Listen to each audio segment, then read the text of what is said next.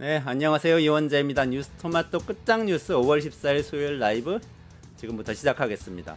작년 12월 3일에 우리는 계엄군 국회 투입이라는 아주 황당한 일을 겪었습니다. 그러나 시민들과 또 뜻있는 정치인들과 같이 나서서 막아냈죠. 결국 대통령 파면까지 시켰습니다. 그런데요, 1934년 2월 6일에 프랑스에서는 그러지 못했습니다. 프랑스에서 그날 의회를 덮쳤습니다. 그런데 군인들이 아니고 군중들이 덮쳤습니다. 폭도들, 극우파 대중이 이 의회를 덮쳤는데요. 수천 명이 몰려들어서 수백 명의 사상자가 났습니다. 의원들이 끌려 나왔고 장관들을 들고 나가서 강물에 던지겠다고 위협하기까지 했습니다. 그리고 나서 중도 우파였던 정권이 무너집니다. 항복을 한 것이죠. 그리고 모든 정당들이 다 나서서 그 폭도들을 비난을 하는데요. 단 한 개 정당, 공화연맹당이라는 보수 정당이 그들과 손을 잡습니다. 폭도들 중에 지도자들을 정당 내 지도자로 편입시켜요. 손을 잡고 선거를 치릅니다. 그래서 이깁니다. 그리고 6년 뒤에 우리가 잘 알고 있는 프랑스의 비시 정권이 들어섭니다. 1940년 기억하시죠? 2차 세계대전사. 1939년에 독일이 프랑스 침공해가지고 전쟁이 나서 지잖아요. 항복하고 들어선 게 비시 정권인데요. 그 비시 정권이 독일이 강연 정권이 아니에요. 프랑스 의회가 극우파 대중들의 선동에 힘입어서 스스로 헌정 질서를 중단시키고 의회를 해산합니다. 그리고 페탱이라는 독재자에게 정권을 그대로 헌납해요. 그리고 나서 프랑스는 아주 어두운 민주주의의 종말을 맞게 됩니다. 우리나라는 그러지 말란 법이 있을까요? 여전히 우리가 목격했던 그 쿠데타를 일으켰던 사람을 옹호하고 있는 정당이 있습니다. 출당시키지 않고 1호 당원으로 보유하고 있는 정당이 있습니다. 그 정당에서 대선 후보도 냈습니다. 그 후보는 그 출당에 대해서 명확하게 이야기하지 않고 있습니다. 이런 상황에서 우리가 어떻게 정치를 읽고 어떻게 우리 사회에 나아갈 방향을 생각해야 되는지 오늘 끝장 뉴스에서 또 다뤄보도록 하겠습니다. 먼저 우리 대선을 앞두고 현장의 목소리를 들어보는 시간, 대선 캠프 라이브 시작하겠습니다.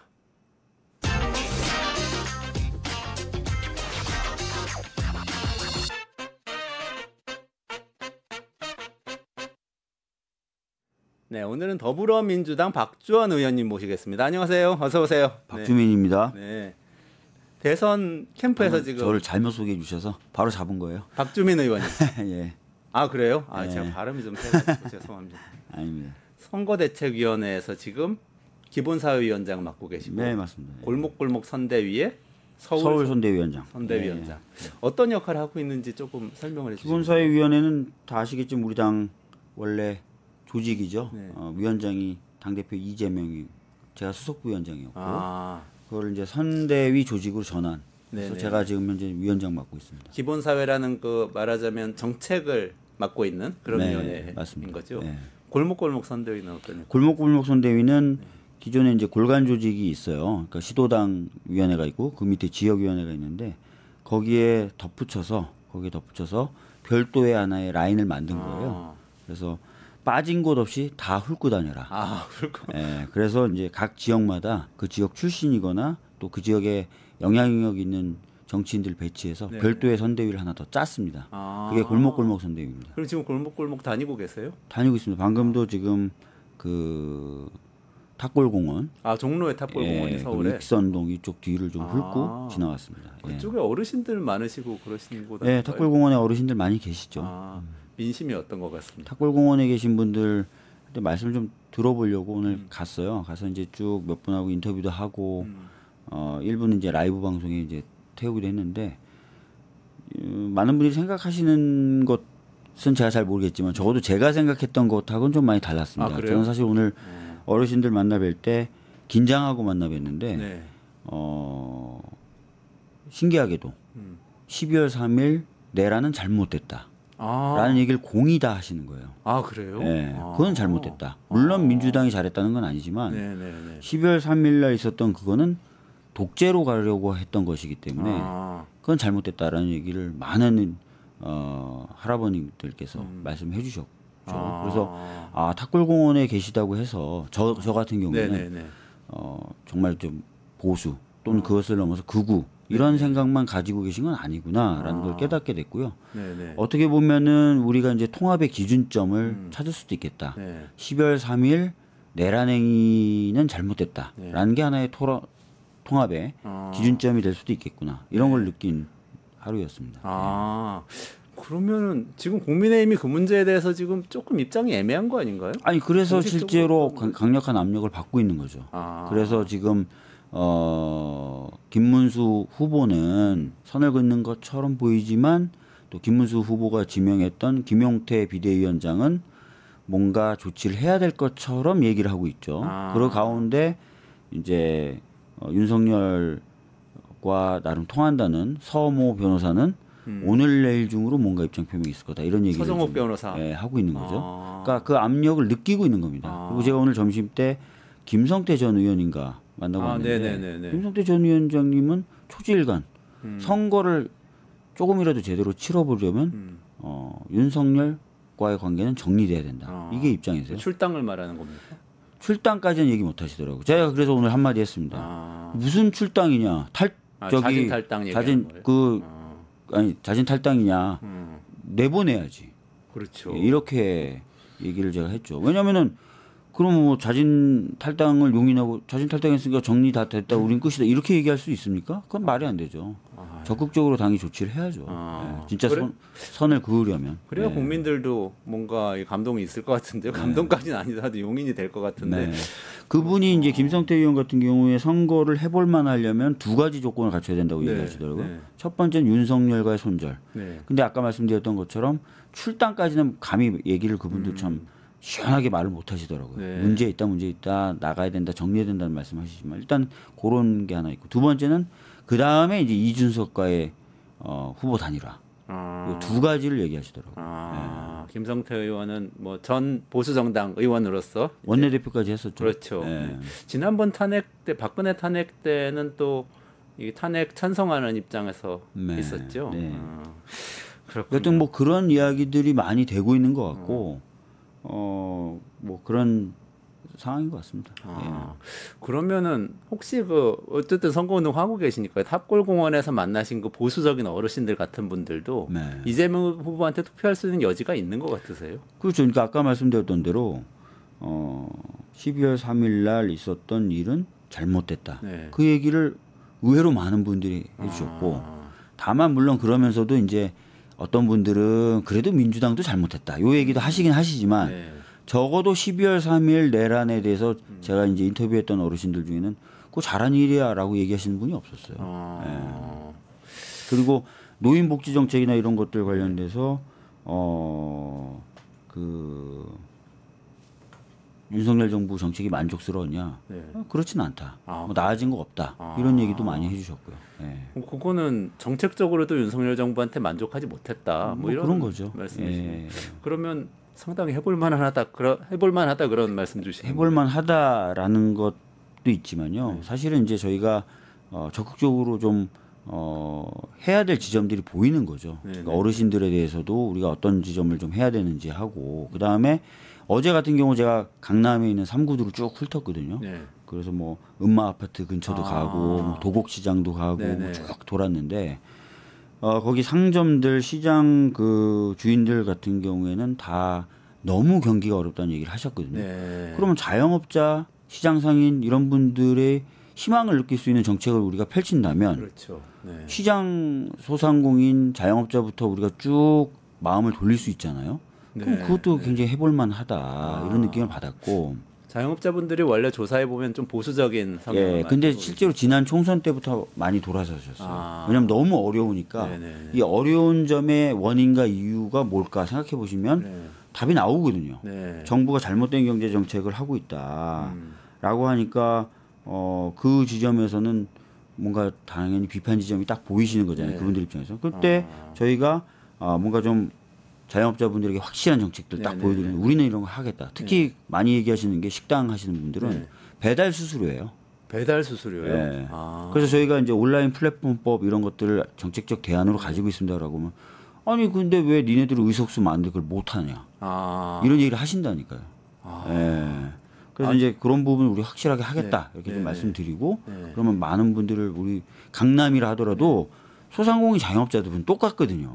그러니까 그런 분들 마음을 잡을 수 있을 것 같다는 생각이 좀 들었고 어제 이제 제가 동작도 갔었는데 동작 가서 이제 유세 끝나고 시장을 쫙 돌면서 제가 장을 일일이 봤어요. 그 시장 그 남성 4개 시장이라고 유동인구가 굉장히 많은 시장인데 제가 잘 압니다. 동작구 삽니다. 그래서 그 유세 끝나고 나서 제가 한 20만 원어치 장을 봤어요. 네.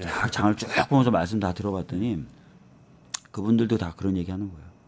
먹고 살기 너무 힘들다. 그렇죠. 네. 그래서 그 장을 쭉 보면서 갔더니 옆에 있었던 그 유사명 위원장님이 선거운동 이렇게 장 보면 시장 갈 때 인사만 안 하고 물건 사냐 그래서 저는 처음부터 항상 시장 가면 물건 삽니다. 오늘도 아침에 저희 지역에서 장 보면서 시장 다닐 때 무조건 물건 사거든요. 처음 알았다는 거예요. 그래서 사는 건 괜찮죠, 선거. 당연히 제가 필요한 거 제가 사는데 그러면 뭐 선거 때는 저 굶어 죽습니까? 가서 드실 거니까. 사는 거죠. 필요한 거 뭐 마늘도 사고 당근도 사고 배추도 사고 떡볶이도 사서 포장해서 가고 하는 거죠. 그러면서 말씀 나누는 거예요. 얼마나 힘드세요? 좀 장사는 잘 되죠. 전 늘 그렇게 하거든요. 그래서 그렇게 하면서 말씀 나누고 그러더니 그 최상목 대행이 와서 어묵 먹는 장면 촬영했던 떡볶이집 사장님인데 제가 막 사고 막 이러니까 막 맛보기 순대 막 썰어주면서 윤석열 욕을 엄청 하시는 거야. 그래서 그 얘기 전해줬더니 그 지역위원회에서 깜짝 놀라. 그 집에서 그런 얘기예요? 막 이러면서. 민심이 상당히 흔들리고 있는. 그리고 또 이렇게 시장 같은 데 가서 장도 좀 보면서 말씀드리지. 그거는 계속 인사만 그냥 다음에 올게요. 뭐 잘할게. 별 의미 없습니다. 아니 박주민 의원님이야. 세월호 때부터 시작해가지고 계속 현장에서 어려운 분들하고 같이 하면서 몸에 배해가지고 그렇게 되시는 거지 또 그걸 몰랐대요. 그런 방법을. 하여튼 그렇게 좀 하면 제가 이제 저희 지역에서 저 고구마 파시는 분이 계셨는데 군고구마 굉장히 저희 당 욕하시는 분이에요. 근데 한 달 내내 제가 고구마 샀거든요. 매일매일. 선거운동 끝나고 밤에 이제 들어가기 전에 남은 거 몇 개 있어요? 한번 싸가지고 가고 가고 한 2주 조금 넘게 했더니 바뀌시더라고요. 저 오면 막 박수도 쳐주고 고생 많아 막 이러면서 화이팅 막 이러면서. 그러니까 한 명의 마음을 돌리는 것도 굉장한 또 노력이 필요합니다. 그렇게 해야죠. 아니 그래서 사실 저는 기본사회위원장하고 골목 선대위도 이게 맡으셨다는 말씀을 들었을 때 너무 잘 어울리신다는 생각도 했어요. 사실 예전에 그 헤어진 신발과 이런 이 부러진 안경과 이런 이미지로 제가 박주민 의원들 안경 사실 뭐 제가 가난해서 그런 게 아니라 안경이 밤에 부러졌는데 밤에 안경점 안 열고 아침 회의에 갔는데 아침 회의 전에 안경점 안 열잖아요. 근데 안경이 있어야 저는 사람 얼굴이라도 구분하거든요. 그래서 약간 걸치고 간 건데 그걸 뭐 가난 코스프레 했다고 제가 하지도 않는 말. 아니 그런 이미지가 있으시니까 이제 저는 좋게 봤어요. 사실 부러진 안경 쓰고 다니는 게 좋은 거죠. 근데 정책으로 뒷받침해야 되잖아요. 기본사회라는 게 어떤 정책으로 이게 아까 말씀하신 그런 서민들하고 함께하는 거가 이게 굉장히 궁금했거든요. 그래서 기본사회라고 하는 건 특별한 어떤 개념으로 보실 필요는 없고요. 우리 헌법에도 보면은 전문에서부터 경제, 정치, 문화 이런 각 영역에서 모든 사람에게 기회를 균등히 보장하겠다. 그래서 그분들이 각자 자기 역량을 최대한으로 발달시킬 수 있게 하고 그 성과로 우리 민족과 국가를 발전시키고 더 나아가 세계 공영에 이바지하도록 하겠다. 이게 헌법 전문에 나와 있는 거예요. 그러니까 기본적으로 어느 정도 많은 분들에게 기회를 제공해드리고 또 그 기회를 가지고 그분들이 도전하실 수 있게 안전망도 깔아드리고 하는 게 기본사예요. 개념적으로는. 근데 아시다시피 서구 유럽 특히 북구 유럽은 3, 40년 전에 그 논쟁이 이미 끝났죠. 성장과 복지는 동전의 양면이다. 그 논쟁이 다 끝나서 이제는 그걸 이분법적으로 보시는 분이 없어요. 그 사회 혁신을 하기 위해서 또는 혁신적인 어떤 시도를 하기 위해서라도 안전망이 필요한 거고 그런 거 아니겠습니까? 그래서 이게 복지를 잘한다는 게 결국 성장을 위한 토대고 성장을 한다는 게 또 복지를 발전시키는 거고 이게 선순환 구조다. 그게 유럽에서는 다 이해하고 있는 거고 그런 얘기를 저희들도 하는 거예요. 그러니까 복지국가로 가야 되려면 경제 성장도 해야 되니까 성장하면서 그 돈으로 복지국가도 하고 이렇게 하자는. 복지가 돼야 성장이 됩니다. 예를 들어서요. 북구 유럽이 아이를 낳으면은 아주 어렸을 때부터 사회와 국가가 그 육아를 책임져 줍니다. 그 이유가 뭐냐면 우리나라보다 더 먼저 인구 위기를 겪었던 나라들이 북유럽 국가들이에요. 그럼 북유럽 국가들이 고민했었던 게 이 위기를 극복하기 위해서 이민을 대규모로 받을 거냐. 왜냐하면 아이를 많이 낳아서 해도 20, 30년 걸리잖아요. 노동력을 확보하는데. 이민을 받을 거냐 아니면 여성들을 노동시장에 진출시킬 것이냐. 후자를 선택한 거예요. 그리고 미국에서도 예를 들어서 바이든 우리나라에서는 난리면으로 유명한 분인데 이분이 대선 공약이 뭐였냐면 무상 보육을 2년 하겠다. 전문대 2년을 무상으로 하겠다. 이분의 공약이에요. 대표적인 공약이.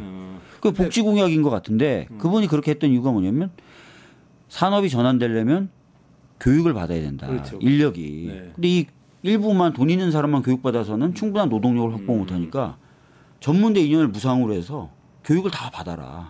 이렇게 한 거고 여성 노동의 시장 진출이 필요했어요. 왜냐하면 인플레를 그때 세게 겪었는데 대표적인 이유 두 가지가 하나 에너지 가격 상승과 또 하나는 인력 부족이었어요. 노동 시장에서 여성 노동이 들어와야 되니까 보육 2년을 무상으로 하겠다. 의원님, 근데 네. 그 개념을 이제 정확하게 알겠는데 이번에 그러면은 이재명 후보가 기본 사회 중에서 어떤 걸 공약으로 내세워서 반드시 구현하겠다. 지금 현재 나오는 여러 가지 공약들 중에 뭐 복지 공약이라든지 또는 사회 방향에 다 녹아 있어요.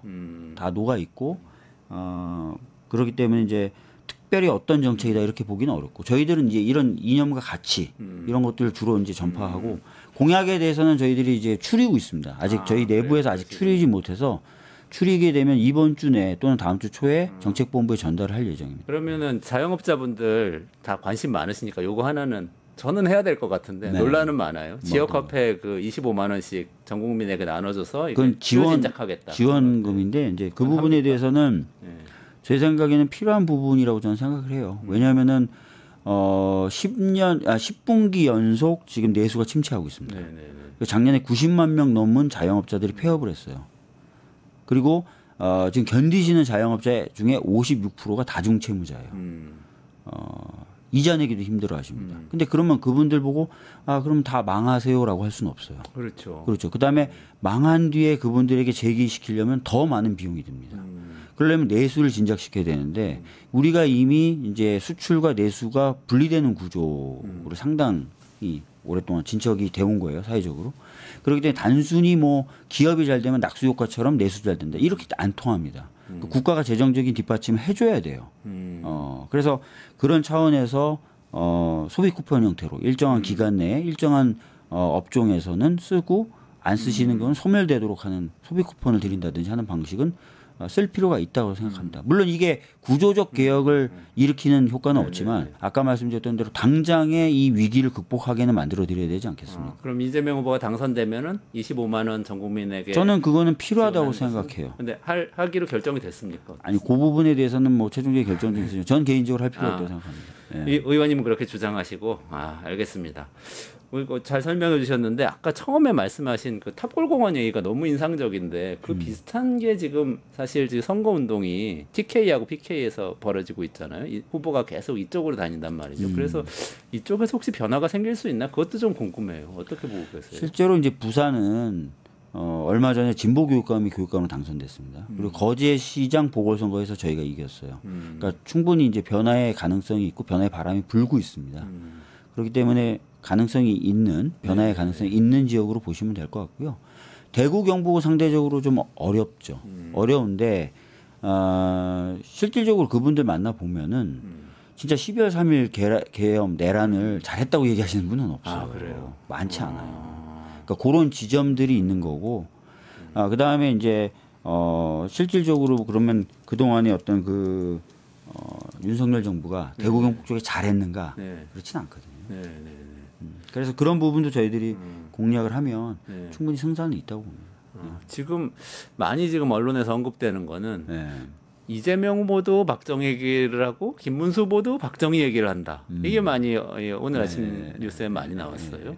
그 두 가지가 다른 겁니까 어떻습니까? 다르죠. 다른 건가요? 왜냐하면 이재명 대표님, 이재명 후보님 워딩을 보면 박정희 대통령에 대해 무조건 찬양하지 않습니다.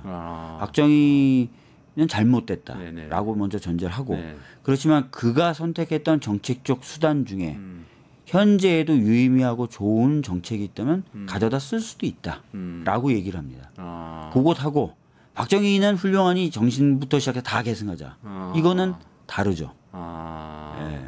다릅니다. 그러면 이재명 후보가 하는 얘기는 어떻게 보면은 과거에 민주당이 계속 하던 얘기하고 크게 다르진 않은 것 같아요. 실용과 실사굿이죠. 실용과 실사굿이죠. 저는 윤석열 정부가 매우 이념적이었다고 봅니다. 경제 정책도 이념적으로, 외교도 이념적으로 했다고 봅니다. 그러니까 경제 정책적으로는 시장에 불개입하겠다. 이거 이념적인 거죠. 선언을 해버리고는 실제로 그렇게 했어요. 예를 들어서 아까 말씀드렸던 배달 수수료 문제요. 시장에 맡겨놓겠다고 계속했어요. 근데 아시겠지만 두 개 양대 회사가 경쟁을 심하게 한 거예요. 시장 점유율 높이기 위해서. 원래 시장이 제대로 작동하면 경쟁하면 수수료는 싸져야 됩니다. 수수료가 올랐어요. 작년에 44%막 올라갔잖아요. 그렇죠. 경쟁하는데 왜 올라가죠? 엄청 올랐어요. 경쟁하는데 수수료가 왜 올라가죠? 이미 시장이 작동 안 한다는 거예요. 네. 그런데 시장에 맡겨놓겠다. 이거 이념적인 거죠. 전혀 효과 없고 오히려 그 기업들에게만 이익을 주는 방식으로 작동된 건데 네. 이거 이념적인 겁니다. 그렇잖아요. 아니 무슨 그렇죠. 수수료를 내려가게 만들어야 되는데 시장 그렇죠. 경쟁에 맡겨놓겠다. 계속 올라가고 있는데 맡겨놓겠다. 헛소리예요. 헛소리. 결과가 중요한데 그게 아니고 네, 자꾸 헛소리였어요. 방법론을 가지고 예, 있는 거죠. 이념적이에요. 그냥 나는 시장에 불개입. 무슨 뭐 유효한 정책 수단 이런 거 필요 없습니다. 나는 그냥 원래 그런 사람. 이재명 후보는 사실 근데 경기도지사 할 때 공공배달 앱을 키워가지고 이걸 좀 해결해 보자고 하기도 했었잖아요. 네. 지금도 그런 아이디어도 가지고 있죠. 있나요? 지금 아시겠지만 양대 앱 말고 땡겨요라고 있어요. 신한은행하고 이렇게 만든 공공적 앱이 있습니다. 네네네. 잘 활성화가 안 돼 있는데 어디에 정부가 한 건가요? 신한은행하고 서울시나 이렇게 자치단체가 하는 건데 자치단체하고. 잘 홍보가 안 되고 있어요. 네. 근데 이거 잘 키우면 괜찮습니다. 네. 자영업자들 중에 여기에 희망을 거는 사람들도 있어요. 예. 이런 거에 대한 홍보 이런 거 잘 안 되고 있는 게 문제죠. 있는데 홍보를 더 잘해서 잘 되게 만들겠다 이런 정도 생각. 그런 것뿐만 아니라 저는 온라인 플랫폼법이라는 규제 수단도 도입해야 된다고 보는 거죠. 그거는 어떤 내용입니까? 온라인 플랫폼에 입점해 있는 업체들의 경우에는 사실은 온라인 플랫폼사에 대해서 아무런 발언권을 가지지 못합니다. 그렇죠. 예. 그래서 스스로 올리면 스스로 네. 그냥 내야 되고 이런 상황이에요. 근데 여러 가지 어떤 장치를 만들어서 서로 협상도 하게 만들고, 그죠? 일정한 정보에 대해서 제공받게도 만들고 하겠다는 겁니다. 소상공인들이 플랫폼에 대해서 의견을 내고 협상도 할 수 있게 예. 그렇게 만드는 법이다. 그거 지금 발의돼 있어요. 그럼 다만 정무위원장이 저쪽입니다. 그렇군요. 그래서 논의가 제대로 안 되고 있는데 뭐 저희들이 힘을 좀 내야 되겠죠. 근데 만약에 뭐 이재명 후보가 당선돼서 정부가 추진을 한다면 추진이 될 수는 있겠죠. 될 수는 있죠. 그거는 변화가 있을 수 있겠네요. 네. 지금 아까 TK, PK 얘기하다가 조금 딴 얘기했는데 TK에서 대구 경북에서 지난번 대선에서 이재명 후보가 20% 초반 정도 맞습니다. 받았더라고요. 21% 정도 얻었죠. 21%. 네. 이번에 어떻게 전망하세요? 글쎄요, 뭐 전망이라는 게 큰 의미가 있을지 모르겠습니다. 무조건 열심히 해야 되는 거고요. 네.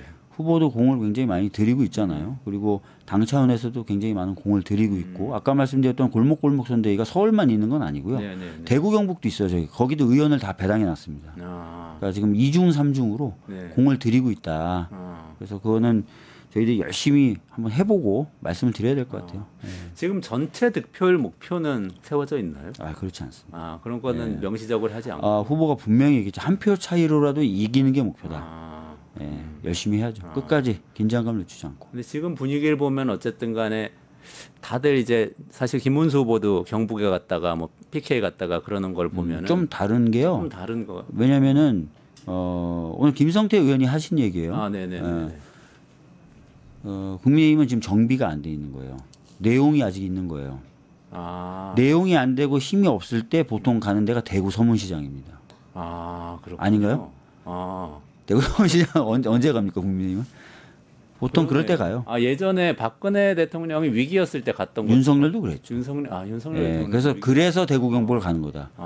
김성태 의원님 평이에요. 민주당과 지금 국민의힘은 다른 상황이기 때문에 대구 경북 그다음에 부산 울산 똑같이 가는 것 같지만 상황이 다르다. 네. 힘이 없어서 지금 내용을 수습하기 위해서 가는 거다 지금 오히려 이렇게 얘기를 하더라고요. 그분 말이에요. 예. 아까 그럼 김성태 의원 말씀 꺼내셨으니까 아까 단일화해야 된다는 얘기도 했다고 그러셨잖아요. 이준석과 김문수의 단일화. 김성태 의원님 말씀이죠. 예. 될 것 같으세요? 글쎄요, 뭐 오늘 제가 다른 또 기자분들하고 얘기를 좀 나눠보니까 물밑 이야기는 오고 가는 것 같다. 그렇게 얘기하시더라고요. 제가 파악한 정보는 아니에요. 저도 들은 얘기인데. 그렇군요. 아까 서정욱 변호사 이야기로 돌아가서 마지막으로 이거까지 여쭤보고 싶은데요. 어쨌든 윤석열 씨를 국민의힘에서 정리를 한다라고 하면 그러면 선거에 좀 영향이 있지 않겠어요?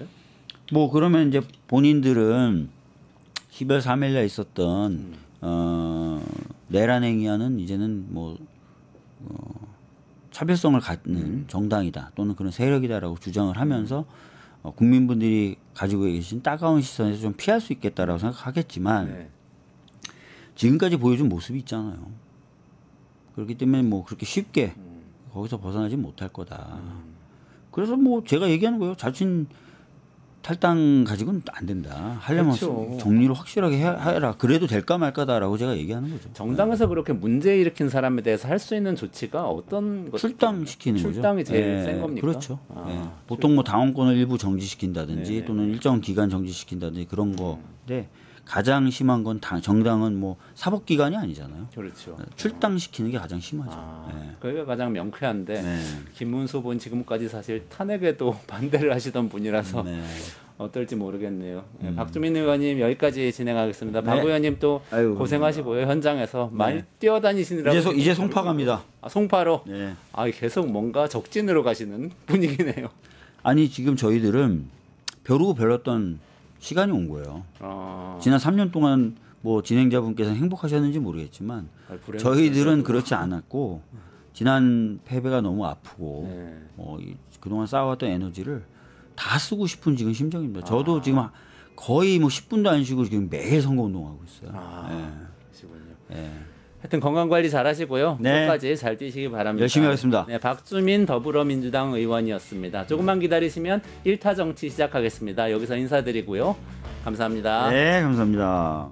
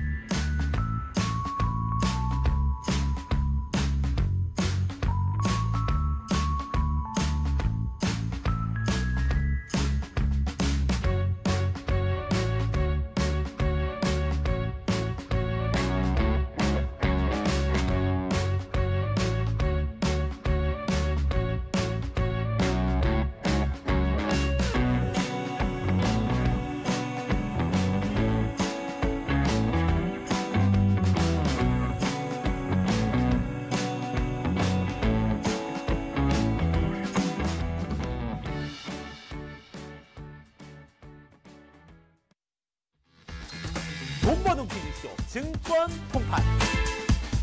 너도 받고 나도 받는 친구 초대 무제한 적립 이벤트. 초대 횟수 무제한, 보상도 무제한. 한 문제만 풀면 친구도 코인, 나도 코인. 우승 상금에 친구 초대 보상까지. 매일 낮 12시 증권 통팟에서 만나요.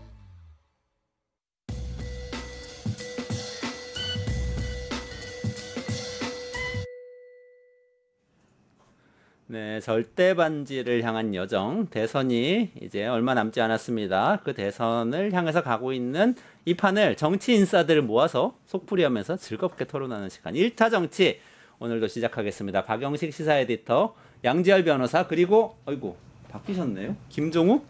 예. 지난주까지 청와대 전 행정관이 이렇게 소개했는데 이번에는 민주당 선대위 언론특보. 예, 20일 동안만. 네. 일단 그래도 뭔가 명함 바뀐 거 축하 박수 한번 아닙니다. 박수 박수. 고생하십시오. 개인 건데. 모시겠습니다. 네, 어서 오시고요. 첫 번째 뉴스부터 일단 바로 시작하겠습니다. 대선 판세 이야기부터 한번 진행을 해볼까요? 박영식 에디터님이 조금 설명해 주시고 토론하겠습니다. 예. 이제 뭐 매일마다 여론조사가 쏟아질 건데요. 오늘 나온 조사는 이제 뉴스원과 한국갤럽이 함께 조사한 내용입니다. 뉴스원 여론조사 내용을 저희가 일단 먼저 설명을 드리고 가야 될 것 같습니다. 일단 대선 후보 선호도 조사가 갤럽으로부터 있었는데요. 이번 대통령 선거에 출마한 다음 인물 중 누가 대통령이 되는 것이 가장 좋다고 생각하느냐, 이 질문을 해봤습니다. 근데 이제 이재명 후보가 과반을 넘은 51%의 지지를 받았고요.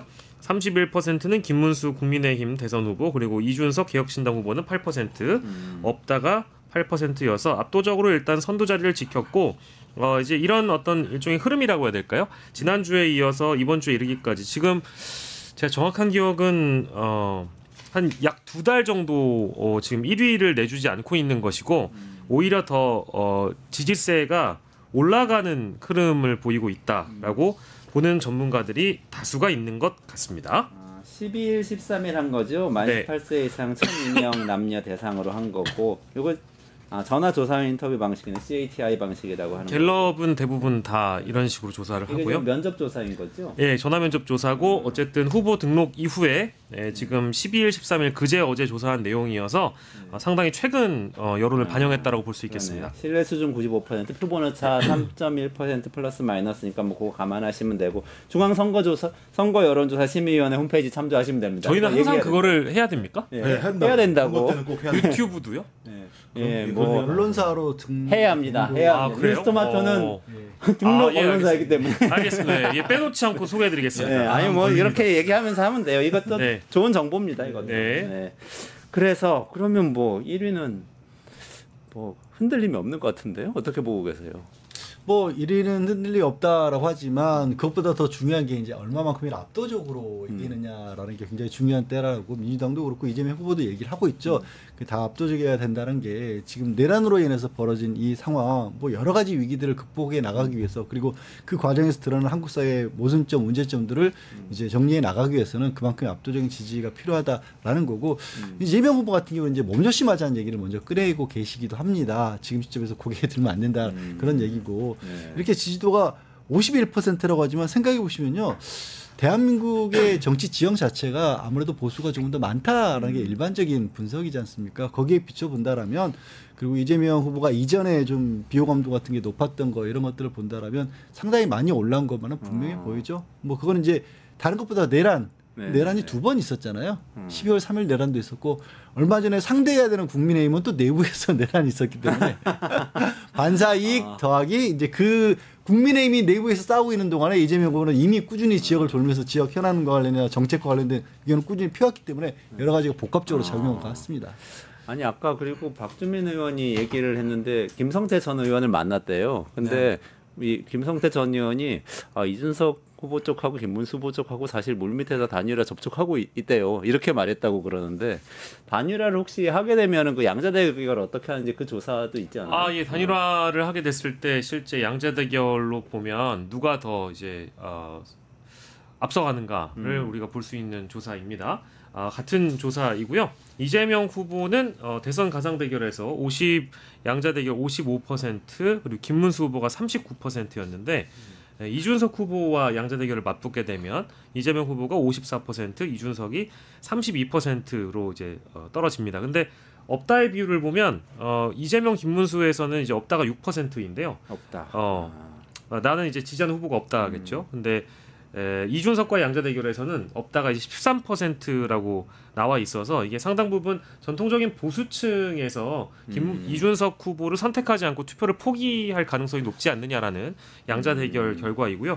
저희가 뒤에 이제 단일화 얘기도 만약에 하게 되겠습니다만은 이 한국갤럽 조사 일부 디테일한 조사 내용을 좀 살펴보면 그거 얘기하고 갈까요? 단일화 누구로 해야 되는가 얘기 말씀하시는 거죠 지금? 네, 그렇습니다. 그러니까 이제 까지 보여드리는 게. 예. 그러니까 이제 단일화를 만약에 하게 됐을 때 실제 이 선호도 조사가 있거든요. 그러니까 이제 그 만약에 진보 진영과 중도 진영, 보수 진영에게 각각 정치 성향별로 따졌을 때 이 지지도를 보면 김문수 후보에 대한 지지도가 40%고 이재명 후보에 대한 지지도가 보수 진영에서도 20%를 기록하고 있거든요. 그러니까 이제 단일화를 했을 때 실제 아까 업슨 비율을 말씀드린 이유가 보수 진영에서도 이준석 후보 쪽은 12%고요. 이재명 후보에게 이제 20%가 쏠려 있다라는 그 말씀을 드리기 위해서 일단 말씀드린 거라서 가상 대결로 보더라도 이준석 후보가 김문수 후보보다 경쟁력이 떨어진다라는 점을 말씀드리기 위해서입니다. 그러네요. 호감도도 있는데 호감도까지 할까요?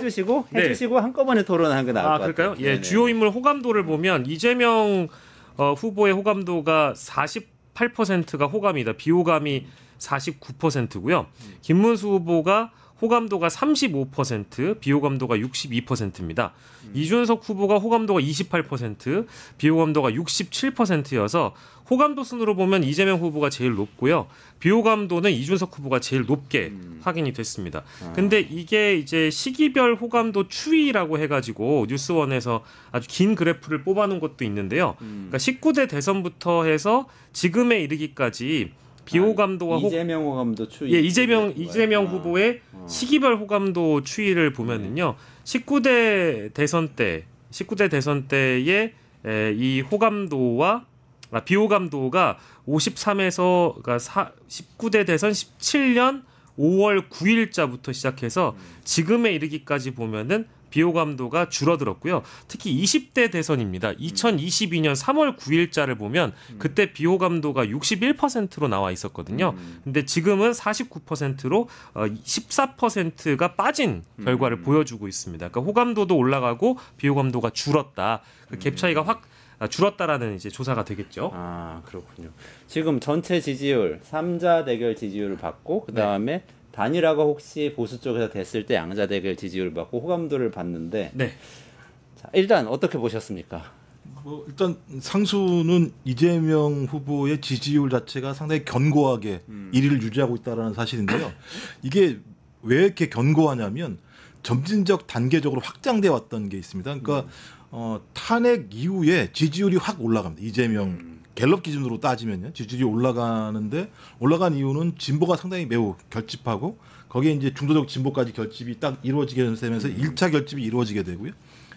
올해 2월 달에 이재명 후보가 갑자기 백분 토론에 가서 나는 중도적인 보수다 이렇게 얘기를 하면서부터 갑자기 그래?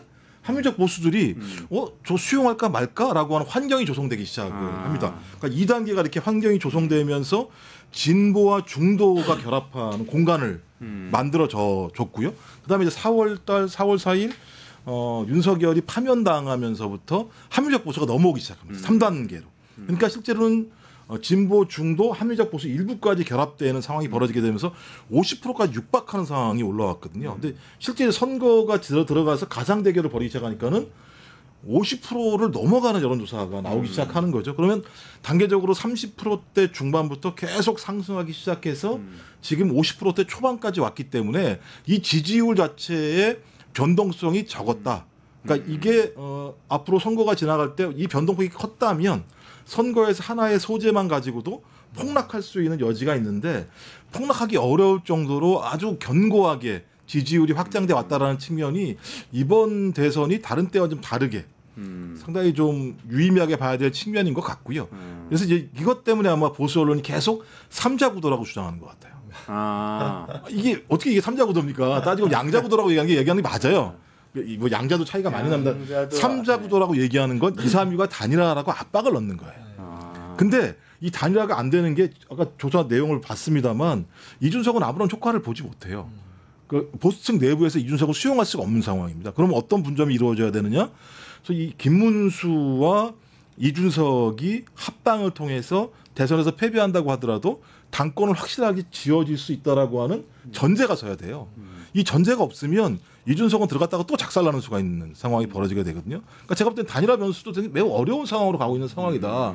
그러면 우리는 상수로 남아있던 앞에 부분, 그래서 많은 부분들이 이제 대선 과정에서 많이 출렁이지 않겠어라고 얘기하는데 당연히 대선은 출렁이겠죠. 대선에 22일이라고 하는 게 일반적인 22일과 많은 차이가 있습니다만 하지만 그 풍랑 자체가 거세게 다가온다고 하더라도 상당히 견고한 방파제가 있는 상황이어서 쉽지는 않을 거라 생각이 들어요. 이제 그럼에도 불구하고 계속 말씀하셨던 것처럼 이재명 후보와 민주당은 이럴 때일수록 겸손하게 경청 모드로 가서 좀 이 상황이 오게 된 가장 중요한 이유 중에 하나가 탄핵으로 고통받았던 국민들, 그다음 윤석열 정부의 경제 실패로 고통받았던 민생 이런 것들에 분노한 분들과 함께 새로운 시대를 여는 과정이기 때문에 이분들의 마음을 어루만지는 선거를 해야 되는 거죠. 야, 우리가 뭐 하겠어라고 얘기하는 것보다 얘기하는 게 중요한 게 아니라 그분들의 이야기를 잘 듣고 그분들의 마음과 공감해서 그분들과 더 큰 연대를 만들어야 저는 6월 3일 이후에 어떤 이재명 정부가 등장한다면 이 난관들을 극복할 수 있는 힘이 있기 때문에 저는 그런 부분과 관련해서 이재명 후보가 그런 지금의 선거의 승리도 중요하지만 6월 3일 이후에 저희 국정 운영도 매우 중요하게 보고 있다라는 생각이 들더라고요. 호감도 관련해서 조금만 이제 선거 변수 관련해서 조금만 덧붙이자면 사실 이제 대부분의 선거에서 선거 압도가 크게 출렁이게 만드는 변수는 네거티브에서 비롯될 때가 많이 있잖아요. 근데 지금 이재명 후보에게 남은 네거티브가 뭐 있을까요? 재판이 몇 개고 수사가 몇 개였고 지금 받고 있었던 재판만 해도 지금 4개, 5개가 되는데 그래서 제가 이 짧게 덧붙인다 말씀드린 경우가 최근에 잇따라 이어지고 있었던 무죄 판결들 있지 않습니까? 네네. 그리고 유죄 취지로 파기환송했지만 대법원의 굉장히 무리한 파기환송이 관련해서 공직선거법 같은 경우 그런 부분들이 사실 지난 대선 때까지만 해도 지금도 좀 뭐 단체 대화방 이런 일부에서는 뭐 범죄자 프레임 막 이런 걸 끌고 있는 사람들이 있는데 안 먹히는 거죠 이제는. 이제 뭐 지겹기도 하고 실제로 판결 나오는데 보니까 무죄 나오고 하니까 그런 부분을 덜어낸 것도 지금 크게 호재 내지는 변수를 줄이는 판이 된 거라고 봅니다 저는. 아니 또 보니까 너무 많이 언론에서 다루니까 사람들이 또 특히 이제 쿠데타 이후에 너무 잘 알게 되니까 이재명 나쁜 사람이라고 하더니 이게 범죄 혐의라는 게 별거 아니네. 10만 원 법카 이런 거네. 뭐 이런 생각도 많아진 것 그러니까 같아요. 이제 예전에 그 네거티브라는 게 이제 두 가지 조건이 있다고 하지 않습니까? 그러니까 첫 번째는 굉장히 충격적이어야 돼요. 네거티브를 딱 들었을 때 정말 놀라울 정도로의 그 어떤 충격이 있느냐. 그리고 그 네거티브의 효과가 오래 가려면 그 어떤 좀 신선도가 분명히 있어야 됩니다. 근데 대부분 어떤 주변에 있는 주변인에게 이 후보에 대한 네거티브 전략에 동참하고자 너 그걸 아느냐라고 물어봤을 때 나 이미 아는데라고 대답할 사람들이 너무 많아졌잖아요. 그렇죠. 그러니까 지금 한 4, 5년 동안 이제 그런 어떤 네거티브에 시달렸던 후보이기 때문에 그 네거티브 전략이 일단 먹히지 않는다라는 거는 우리가 참고를 해봐야 될 것 같고요.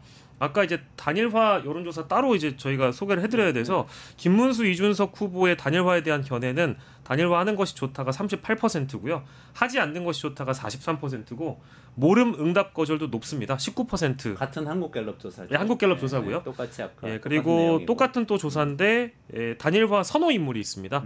이 선호 인물은 전체로 좁혀봤을 전체로 넓혀서 보면 김문수 후보가 48%로 압도적으로 어쨌든 김문수로 단일화가 돼야 된다.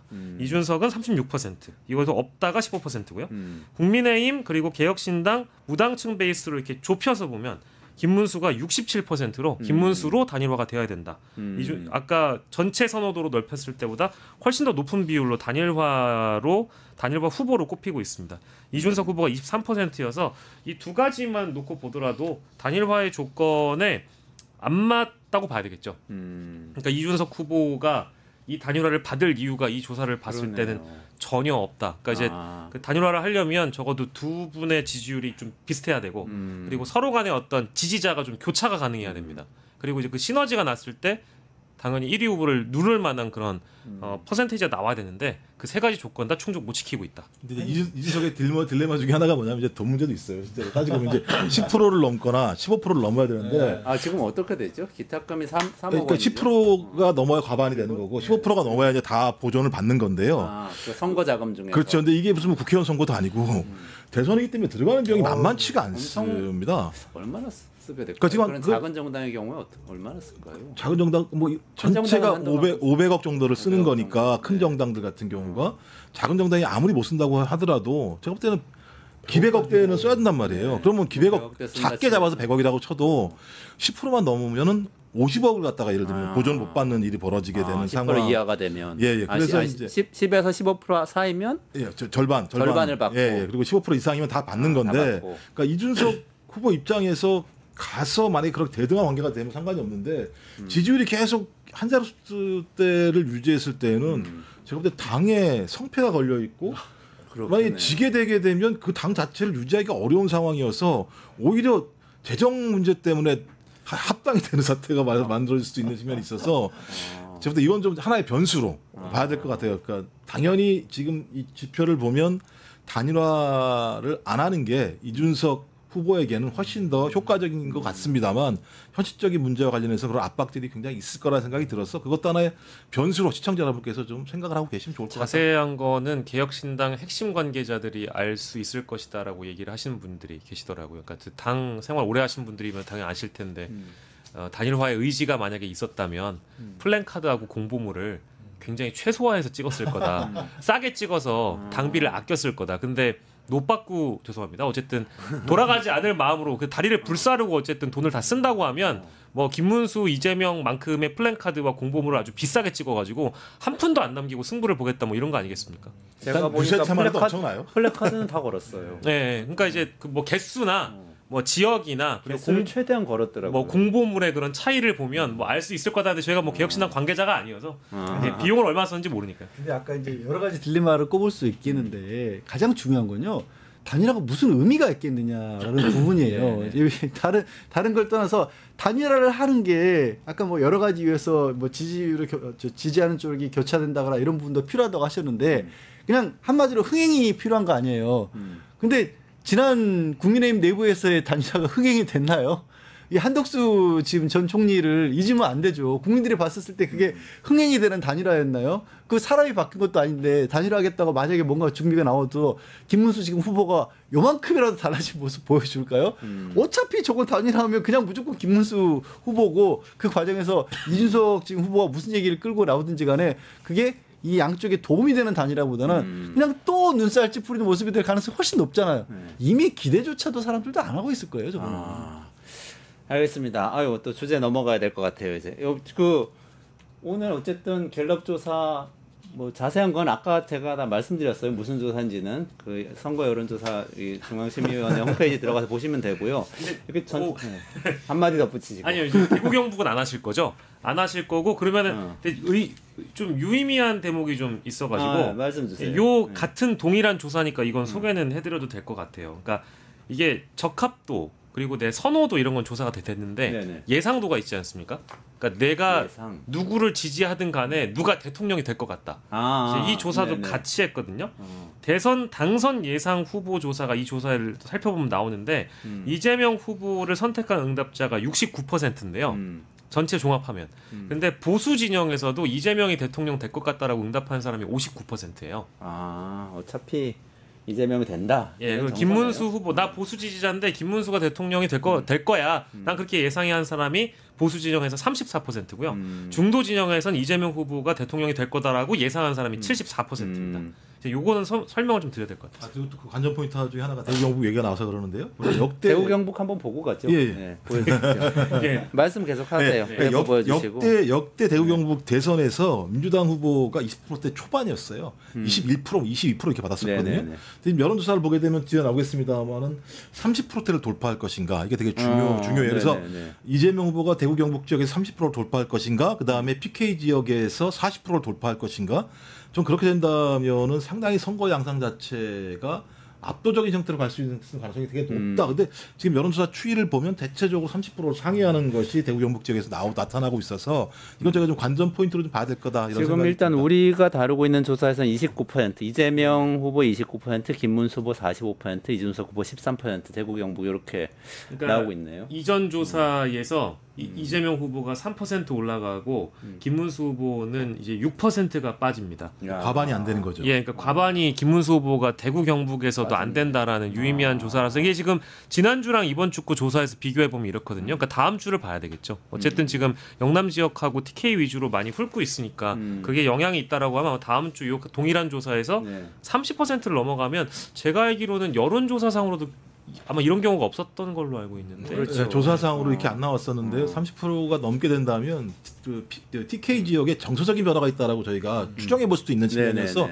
저희들 관전 포인트로 좀 저희가 하나의 관심사항으로 지켜볼 필요가 있다는 말씀을 드립니다. 준영님 감사합니다. 물비님 감사드리고요. 준영님이 대구 경북에도 사람 있어요. 그거 주셨어요. 보여드렸습니다 우리. 여기까지 하시고 두 번째 주제로 넘어가겠습니다. 이게 지규현 판사 접대 받았나 이건데요. 민주당 김용민 의원이 지금 룸살롱 접대 의혹을 제기를 한 그 내용이죠. 네. 일단 오늘 법사위가 있었고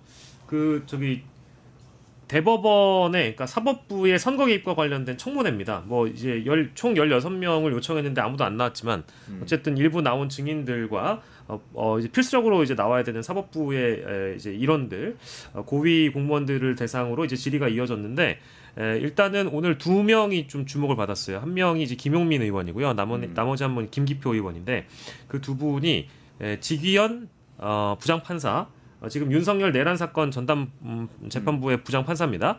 근데 이 지규현 판사가 서울 강남구 소재의 룸살롱에서 접대를 받았다. 이제 이 의혹을 제기를 했어요. 그래서 오전에 있었던 김용민 의원의 질의에서는 이 매우 구체적인 제보를 받았다면서 1인당 비용이 한 번에 이제 100만 원에서 200만 원에 이르는 그런 접대를 여러 차례 받았다.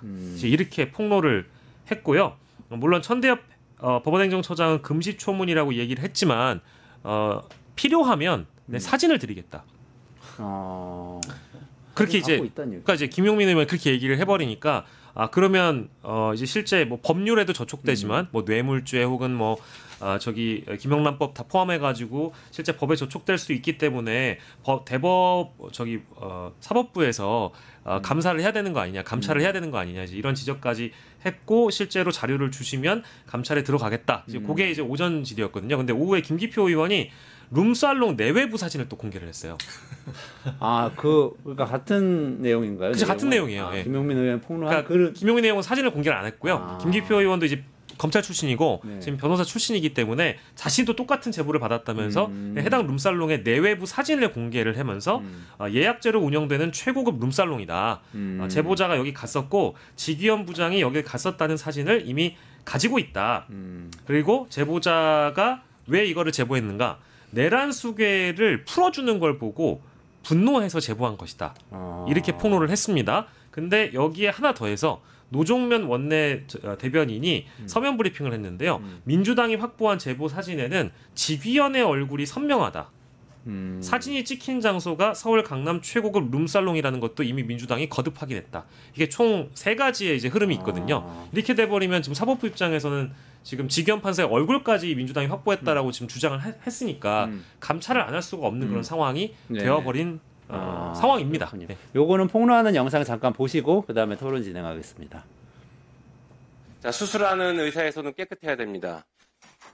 재판을 하는 판사들은 더 청렴해야 되고 다른 공무원들보다 더 청렴하고 법을 더 잘 지켜야 되고 특히나 뇌물과 관련해서는 더 철저하게 자기관리를 해야 됩니다. 제가 제보를 하나 받았습니다. 지금 재판을 하고 있는 어떤 판사가 룸살롱에서 접대를 받았다라고 하는 매우 구체적인 제보를 받았습니다. 룸살롱 구체적으로 특정했고 그 룸살롱에서 1인당 100에서 200만 원 정도의 비용이 나오는 룸살롱에서 여러 차례 술을 마셨고 단 한 번도 그 판사가 돈을 낸 적이 없다. 접대를 받았다. 라고 구체적인 제보를 받았습니다. 이런 제보가 있다면 법원행정처는 어떤 조치를 취해야 됩니까? 일단 제가 그 이야기는 금시초문이라서 제가 일반적인 절차가 뭐가 있습니까? 당연히 이제 우리 독립된 기관인 윤리감사실에서 조사를 할 것 같습니다.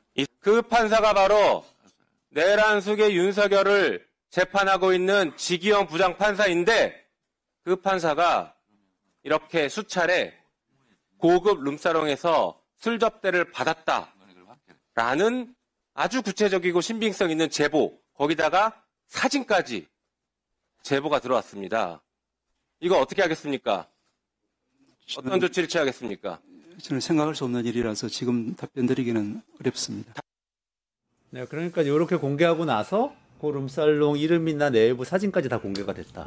이름의 경우에는 지금 뭐 뉴미디어나 커뮤니티를 중심으로 이미 떠돌고 있고요. 뭐 일설에 의하면은 어떤 뭐 정황이 있었다. 지기현 부장판사가 저길 방문했을 때 어떤 정황들이 있었다라고 되게 디테일한 이야기들 돌고 있는데 그건 좀 확인을 해봐야 되고요. 해야 되는 거고. 예, 다만 노종면 원내대변인의 서면 브리핑에서 얼굴이 찍혀 있다라는 얘기가 이미 나옴으로 인해서 굉장히 그 사진이라는 게 뭐랄까 신빙성 있는 근거나 제보 사진이 되겠다. 맨 처음에 이제 의원들은 면책 특권이 있기 때문에 제보받은 내용을 이런 걸 어쨌든 의혹 제기하면서 피감기관으로부터 답변을 들을 수 있는 권리가 있잖아요. 근데 이게 가끔 가다가는 의원들의 경우에도 확실하지 않은 내용을 뭐 말씀하시는 경우가 있기 때문에 처음에 저 내용이 공개됐을 때는 어디까지 뻗어나가지라고 생각했는데 이게 뭐 어쨌든 얼굴이 찍혀 있는 사진이라고 하면 이건 얘기가 달라지는 거죠. 처음에 이제 김용민 의원이 제기를 했었을 때 오전에 제기를 했을 때 그 이후에 이제 천대엽 법원행정처장이 딱히 뭐 그냥 검토해 보겠다 내는 신빙성이 떨어진다는 식의 어떻게 보면 애둘러서 답변을 하다 보니까 오후에 이제 김기표 의원이 조금 더 구체적인 상황을 얘기를 하면서 내부 사진을 공개를 했고 거기서 더 충격적인 거는 이제 지금 지기현 판사의 업무와 관련 있는 사람으로부터 제보를 받았다라는 얘기를 했고 노종면 의원이요. 김기표 의원이요. 노종면 원내대변인은 추가적으로 거기에 서면 브리핑을 하면서 일시 장소까지도 다 파악을 했었고 약간 김기표 같은 경우는 애둘러서 표현을 하기를 이게 뭐 윤리적인 여부를 떠나서 그냥 갈 수도 있다라고 치더라도 불법적인 행위까지도 있었을 수도 있다라는 식으로까지 얘기를 해서 상당히 구체적인 진술들 제보들을 파악을 한 걸로 보여요. 그런데 이게 굉장히 저는 참 충격적인 게 두 가지 면에서 일단은 뭐 검찰을 비하하는 건 아닙니다만 검찰 같은 경우에는 직접적으로 사건 수사를 하는 과정에서 이른바 범죄에 연관된 사람들을 접촉할 기회들이 좀 많이 있죠. 그러다 보니까 옛날부터 이전부터도 룸사롱이라든가 이런 접대 문제는 검찰 쪽에서 주로 터져나왔지 법원에서 터져나온 경우는 거의 못 들어보셨을 그렇죠. 거예요. 네. 그리고 그마저도 사실 룸사롱이란 단어 자체가 요즘 우리 사회에 많이 쓰이나요? 맞아요. 룸사롱이 단어 자체가 8, 90년대 용어예요, 사실은. 맞아요. 요즘에는 그러니까 기업에서도 접대 문화가 저런 접대 문화가 거의 사라졌다라고 보는 게 맞아요. 맞습니다. 네. 그런데 이게 일시 장소까지 얘기를 한다는 건 더군다나 서울이잖아요. 네. 서울중앙지방법원에 있는 판사가 접대를 받았다라는 사라져버린 충격이에요, 굉장히 큰 정말. 충격적인 얘기예요. 이거. 그렇죠. 게다가 이 직무 관련성 있는 사람으로도 받았다면 그 자체로 뇌물죄 내지는 이게 청탁금지법 위반이라는 가능성까지 제시가 됐어요. 사실 우리 사회에서 이미지가요. 검사들은 그래도 막 현장 다니면서 뭐 사람 만나서 술도 먹고 그러겠지 이런 이미지가 있지만 좋은 건 아니지만 좋은 건 네. 아니지만 그렇지만 판사들은 그래도 아이 그럴 뭐 일이 없어야 돼요. 그러니까 깝깝한 사람일 수는 있겠는데 술 얻어먹고 뭐 하고 이러진 않겠지 이런 이미지 있었거든요. 그게 깨지는 일이에요. 그러니까 상식적으로 따지면 저희가 예상을 해보면 이런 얘기가 오전에 나왔으면 뭐 법원행정처장 입장에서의 내용을 모르니까 그렇게 얘기할 수 있고 사실이라면 당연히 윤리감사실에서 감찰하겠다고 얘기할 수 있습니다만 적어도 주기현이 윤석열이라고 하는 내란 우두머리 재판을 하고 있으면 자기가 아니면 바로 얘기해야죠. 절대 사실 무근이다. 상식적인 거잖아요. 그렇죠. 일반 판사를 얘기하는 게 아니라 지금 가장 핫한 인물이고 이 재판에 모든 국민들이 어떻게 진행되는지를 봐야 되는 상황인데 지금 제가 이 시간까지 기사 확인해 봤는데 주기현 판사 스스로가 절대 아니야. 말도 안 되는 소리 하고 있어. 나는 절대 그런 접대를 받은 적도 없었고 룸사롱도 간 적이 없어라는 얘기를 아직까지 하고 있지 않은데 기사 뜨는 게 뭐냐면 김영현 5번째 비공개 재판인데 재판부가 공개를 검토한다 이런 얘기가 나와요. 또 오늘 오후 기사가. 이게 그러면 우리가 이제 까마귀 나니까 왜 떨어진다 뭐 이렇게 얘기할 수도 있는 건 아니겠습니다만 이게 애매하잖아요. 이런 정도 얘기가 나오면 재판 공개 검토를 얘기하기 전에 주기현 나는 절대 룸사롱 간 적이 없어라고 얘기를 해야 되는 게 상식적인 거죠. 그러면 이 얘기를 안 하면 어떤 논쟁이 붙게 되느냐. 주기현이 왜 그랬지? 그 예를 들면 지금까지 일 단위였는데 시간 단위로 한 이유와 관련해서 왜 그랬지? 이거 주기현 뭐 캐비넷 있는 거 아니야? 라거나 아니면 로비 당한 거 아니야? 이런 아주 추정들이 되게 많았었잖아요. 그러면 이 사실을 만약에 누군가 알고 있었다면 이게 캐비넷이 되는 거죠. 그리고 만약에 주기현 판사라는 사람이 이런 유흥을 좋아하는 걸 알았다면 작업을 할 수 있는 거죠. 네. 그러네요. 뇌물로 작업을 할 수도 있는 거죠. 이런 해석이 가능해지기 때문에 이 재판과 관련해서 벌어지고 있는 불공정성, 윤석열에게만 제기되고 있는 매우 친인권적인 재판 과정들을 이렇게 이해할 수도 있잖아요. 그러면 이 결과를 국민들이 신뢰할 수가 없잖아요. 그렇죠. 시대의 내란 우두머리 범죄에 대한 판결 문제를 국민이 신뢰할 수 없다면 이건 매우 심각한 문제일 수밖에 없는데 주기현은 아직까지 침묵하고 있다. 이건 대단히 심각한 문제인 거죠. 그리고 이 내용도 내용이지만 사실은 서영교 의원도 오늘 주목받은 분 중에 한 분이거든요. 근데 이분은 이제 이것도 이제 뭐 제보를 받았다 하면서 의혹 제기를 한 겁니다. 4월 4일에 윤석열 파면 선고 끝나고 조희대, 정상명 전 검찰총장, 한덕수 그리고 김충식이라는 사람이 4명이 이제 김충식은 일설에 의하면 윤석열의 장인 같은 사람이라고 알려져 있는 인물이라고 합니다. 이제 이거는 뭐 뉴미디어상에 많이 떠도는 얘기긴 한데, 그래서 이 4사람이 이재명 사건이 대법원에 올라오면 대법원에서 알아서 처리한다. 다음 대통령은 내각제를 할 수 있는 사람이 되어야 된다라는 얘기를 했다고 의문의 음성 변조된 영상 하나를 법사위에서 재생을 합니다. 이제 이것 역시도 마찬가지로 또 그러니까 사법부가 계속 불신의 고리를 이어가다 보니까 이런 제보들이 들어오는 거 아니냐라는 그런 주장을 하기 위해서 그런 폭로를 한 건데요. 이제 그 내용도 서영교 의원이 제보일 수 있겠지만 의혹을 제기하는 것이지만 단서를 달아서 설명하셨기 때문에 마찬가지로 확인을 해봐야 되는 내용 중에 하나라고 봅니다. 누구의 음성을 튼 거예요? 그거는 뭐 제보 영상이라 가지고 제보를 한 사람의 제보를 그 제보자의 그 음성 처리가 이제 익명 그 변조 처리가 된 영상이겠죠. 네네네. 네. 이런 얘기들이 계속 나오는 거는 진짜 특히 법원을 둘러싸고 말이죠. 너무 불안하게 만드는 거예요, 국민들을. 뭐 까마귀 날자 배 떨어진다 또 정도가 있는데 지금 사실 이번 주 처음 들어서 지난 월요일에 윤석열이 처음으로 지상으로 이렇게 뭐 지금 법정을 들어갔지만 그 법정 출두하는 모습조차도 포토라인조차도 무시하고 그냥 들어갔었지 않습니까? 그러니까요. 물론 거기에 대한 해석은 윤석열의 지금 상황에서 상황이 본인도 좋지 않다는 걸 알기 때문에 뭐 특성상 그럴 때는 말을 안 한다라고 해석하는 분들도 계십니다만 그런 해석이 맞다고 치더라도 그렇게 불쑥 말도 안 하고 그리고 또 법원 직원들이 그 상황에서도 이 기자들이 오히려 접근할 수 없게끔 딱 가이드라인을 만들어 가지고 그냥 그 영상 아무 보지 않고 아무 설명 없이 그냥 보면요.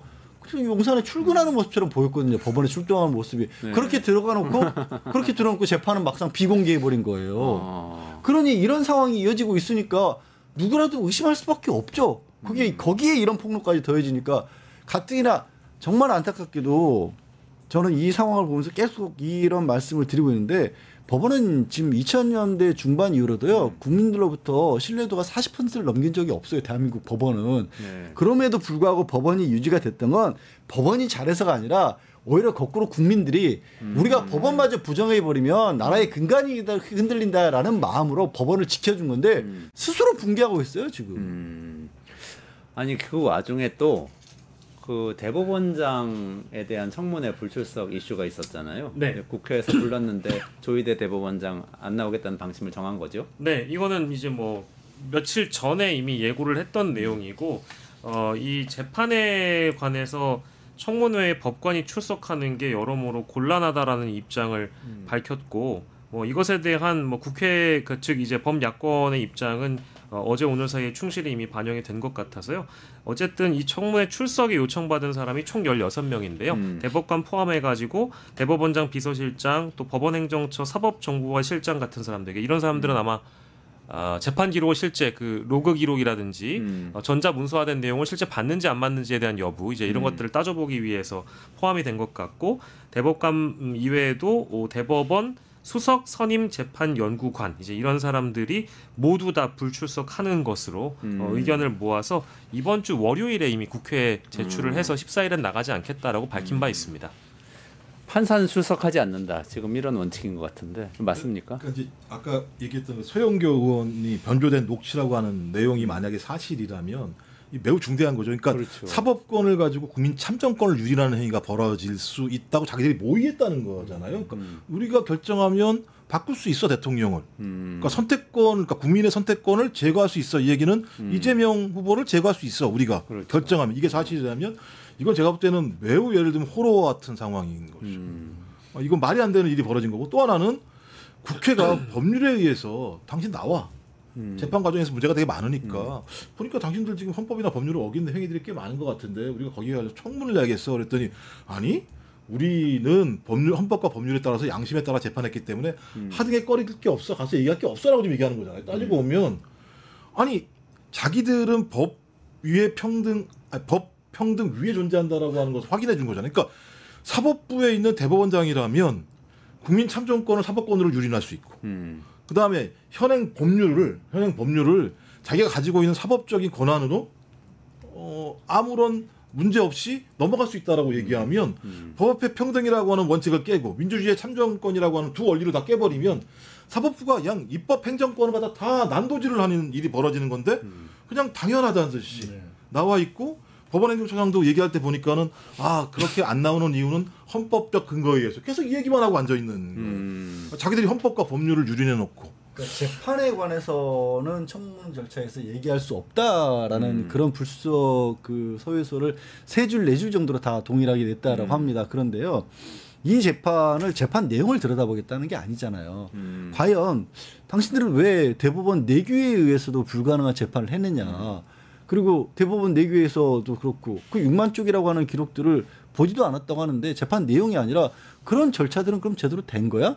그리고 대법원에서 거기서 해명으로 내놓은 게 우리는 기록만 보는 게 아니라 재판연구관에 의해서 작성된 의견서라든가 각종 다른 보고서도 봅니다. 아니 그러면 재판관이 대법관이 안 봤다고 한다면 적어도 의견서를 작성하기 위해서는 재판연구관이라도 봐야 되는데 그럼 재판연구관은 봤어요? 이것조차 우리는 답변을 못하겠다. 그렇게 따지기 시작하면요. 법원과 관련된 부분은 그 누구도 아무것도 못 물어보는 겁니다. 왜? 법원은 재판과 관련된 일을 하는데 재판과 관련되지 않은 업무가 없잖아요. 말씀하신 것처럼 법원이 그냥 누구도 건드리지 못하는 성역이라는 얘기를 한 거고요. 법원의 재판이 독립돼 있다는 헌법의 원칙은 권력으로부터 자유롭다는 얘기입니다. 누가 대통령이 되건 누가 위에 뭐 국무총리건 뭐 국회의장이 됐건 이런 사람들이라도 그런 것으로부터 간섭받지 않는다는 얘기지. 국민적인 의혹이잖아요. 국회의원들은 국민의 의혹을 대신해서 청문 절차를 거치겠다는데 그것조차 거부를 해버린 거거든요.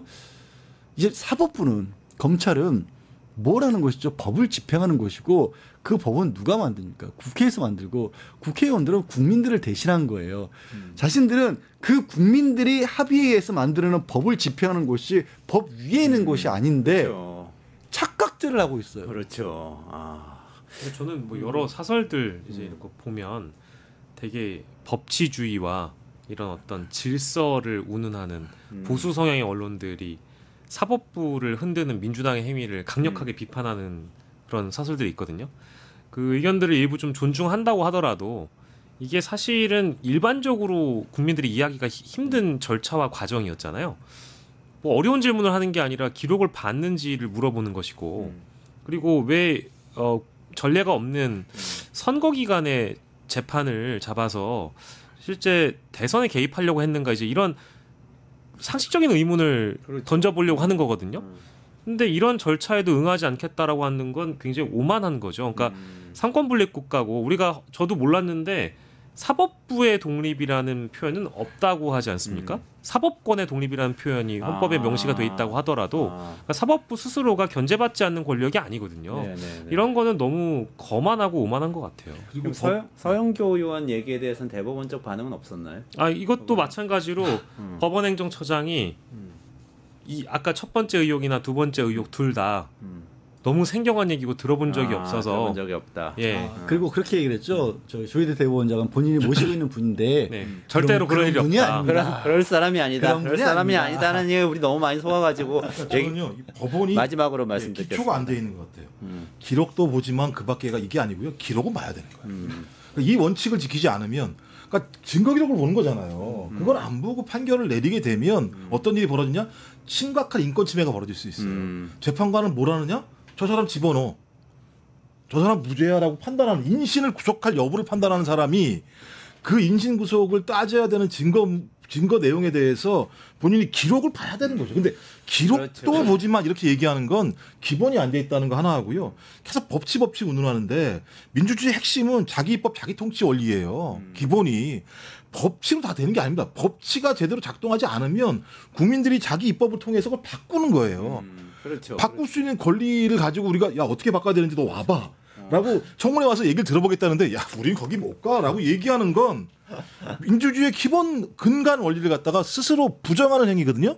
그럼 제가 볼 땐 법관하지 말아야 돼요. 맞습니다. 그러니까 우리 사법부도 또 판사들도 사실은 감시의 바깥에 있는 사람들이 아니고 우리 행정 절차 안에서 국민들이 민주주의적 절차로 만든 법을 집행을 하고 그것을 판결을 하는 기술자들인 거잖아요. 그런 점을 좀 명시를 해줬으면 좋겠고 특히 오늘 제기됐던 여러 가지 의혹이 있는데 엄정하게 사실관계가 좀 빨리 가려지면 좋겠습니다. 오늘 여기까지 해야 될 것 같아요. 그리고 조희대 뭐 특검법은 아니요. 그 자꾸 상황이 이러니까 결국엔 수사로 가는 거잖아요. 특검. 부를 때 안 나오니까 그 조희대 특검법은 법사위에 상정됐습니다. 상정됐습니까? 그것도 잘 좀 이 절차대로 처리되면 좋겠습니다. 여기까지 진행하겠습니다. 박영식 에디터, 김종욱 특보 그리고 양지열 변호사 함께했습니다. 고맙습니다. 네, 고맙습니다.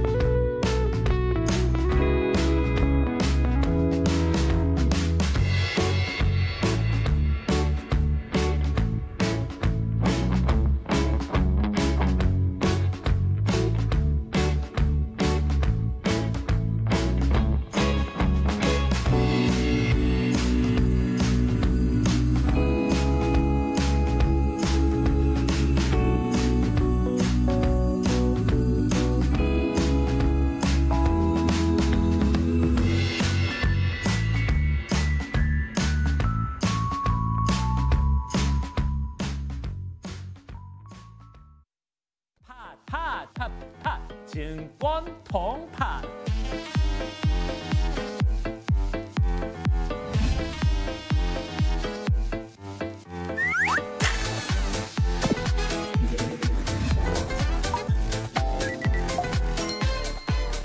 매일 낮 12시 많은 참여 바랍니다.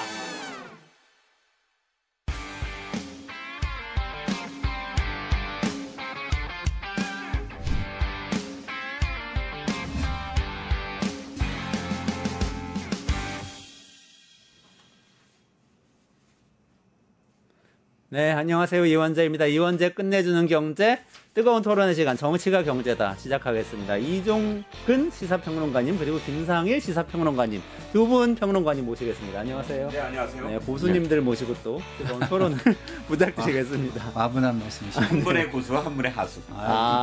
제가 하수고 두 분의 고수 와분한 한 명의 말씀. 하수. 네. 10대 공약이 발표됐잖아요. 대선이 뜨거워지고 있는데 어쨌든 우리 정책 얘기를 해야 되잖아요. 많이들 잊혀져 있는데 그래도 그걸 끌어와서 한번 토론을 해보자. 이게 이 코너의 취지입니다. 두 분께 일단 여쭤보겠습니다. 10대 공약 각 후보가 내놨는데 눈에 띄는 것들 한 가지씩 좀 말씀 주십시오. 일단 이재명 후보의 공약이 굉장히 좀 체계적이다라는 생각이 듭니다. 기본적으로 지금 시대에 그 국가의 성장 잠재력이 굉장히 떨어져 있는 상태거든요. 1.8% 이하로 떨어져 있어요.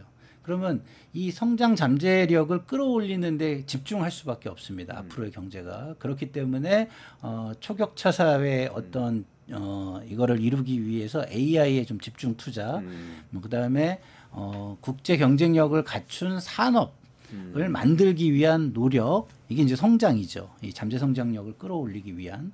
그러면서도 이미 성장한 분야에서는 그리고 이미 다 성장을 해가지고 많은 이익이 창출되는 부분에서는 분배를 강조하겠다. 그래서 신생 분야는 성장을 강조하고 성장한 분야에서는 분배를 강조하겠다. 그래서 성장과 분배의 양날개로 날아가겠다. 그것도 어쨌든 포용과 통합을 기반으로 해서 가겠다라는 것이기 때문에 사람들이 함께만 할 수 있다면 이 방향이 가장 이상적이고 가장 좋은 방향이 아닌가 이런 생각이 듭니다. 어떻게 보셨습니까? 네. 아니 역시 고수십니다.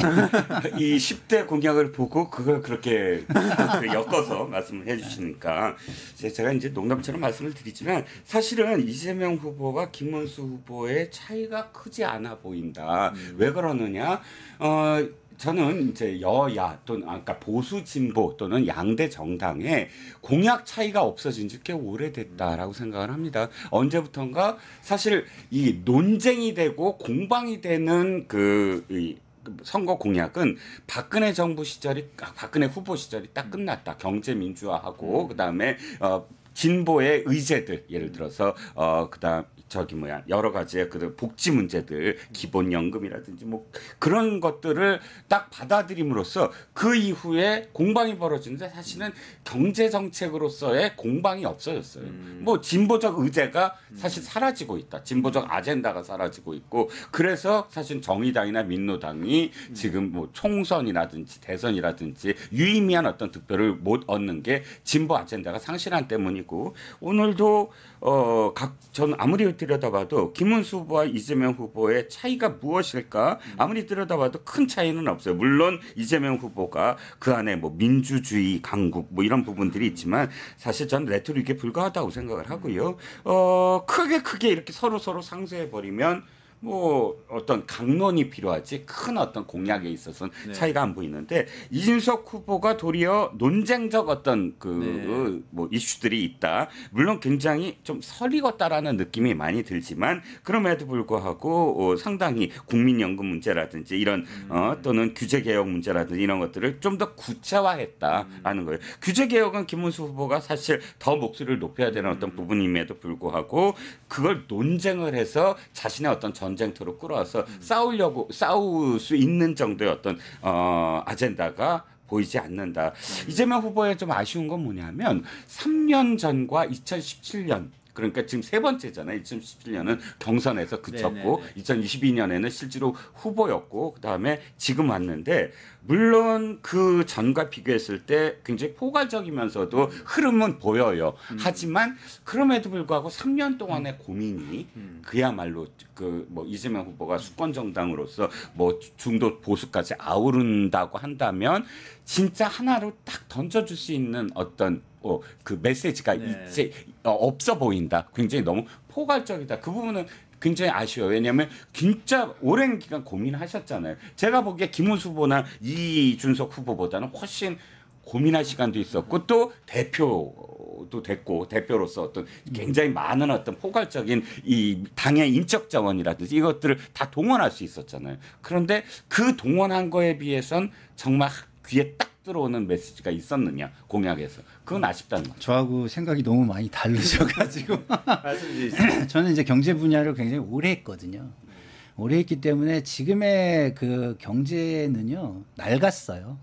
우리가 이제 쓸 만큼 썼고 그다음에 국제적인 산업 경쟁력이 소진될 만큼 소진돼 있는 상황이에요. 그럼 가장 중요한 거는 구조 개혁입니다. 구조 개혁. 근데 이 구조 개혁으로 접근하는 방향이 유일하게 이재명 후보뿐이 없어요. 김문수 후보 얘기는요. 과거 보수의 정책을 흘러간 레코드판 틀듯이 계속 다시 트는 정도뿐이 안 돼요. 규제 개혁 감세 그거 안 해봤습니까 우리가? 예? 그걸로 지금 경제를 어떻게 바꾸죠?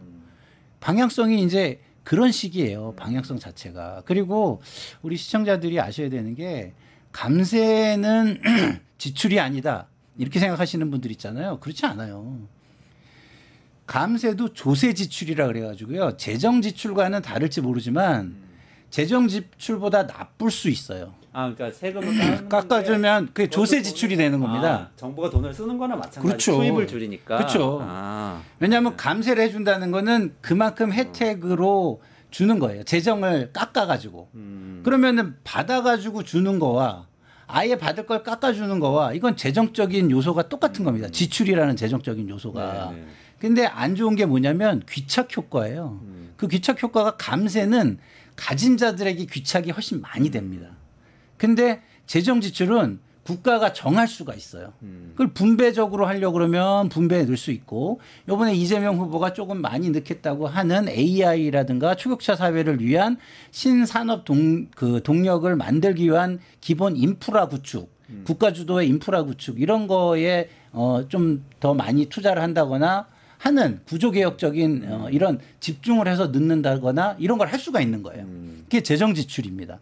근데 재정 지출은 국가가 좋은 아이디어를 내 가지고 할 수 있고 이렇지만 감세를 해줘 버리면은 그거는 정부의 아이디어의 그 범주를 넘어가게 되는 거예요. 그래서 저는 지금 김문수 후보가 하는 얘기는 감세 주체적이지가 않다. 그 안에 감세 공약이 있나요? 그렇죠. 감세 공약도 있습니다. 어디요? 10대 공약. 10대 공약. 저 지금 찾고 있어요. 아니 김상일 저 평론가를 내가 워낙 좋아해서 이게 진짜 중요한 얘기를 하고 있어서 제가 반론을 하려고 눈 씻고 찾아보고 있거든요. 예를 들자면 제가 말씀드려도 되나요? 네네네.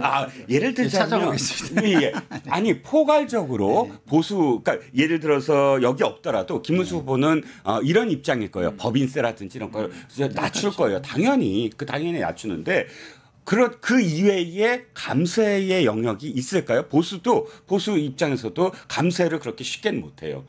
그런데 법인세 인하는 저는 찬동입니다. 예를 들어서 우리가 AI를 하겠다라고 한다면 경쟁력 이재명 후보도 그걸 주장하잖아요. AI 강국. 그래서 AI 엔비디아를 만들겠다 한국형. 근데 한국형 엔비디아가 안 되는 이유가 일단 경쟁이 안 된다는 거예요. 뭐냐면 삼성그룹은 25% 이상의 지금 법인세를 내야 돼요. 근데 미국의 엔비디아는 얼마를 내는지 아세요? 16%예요.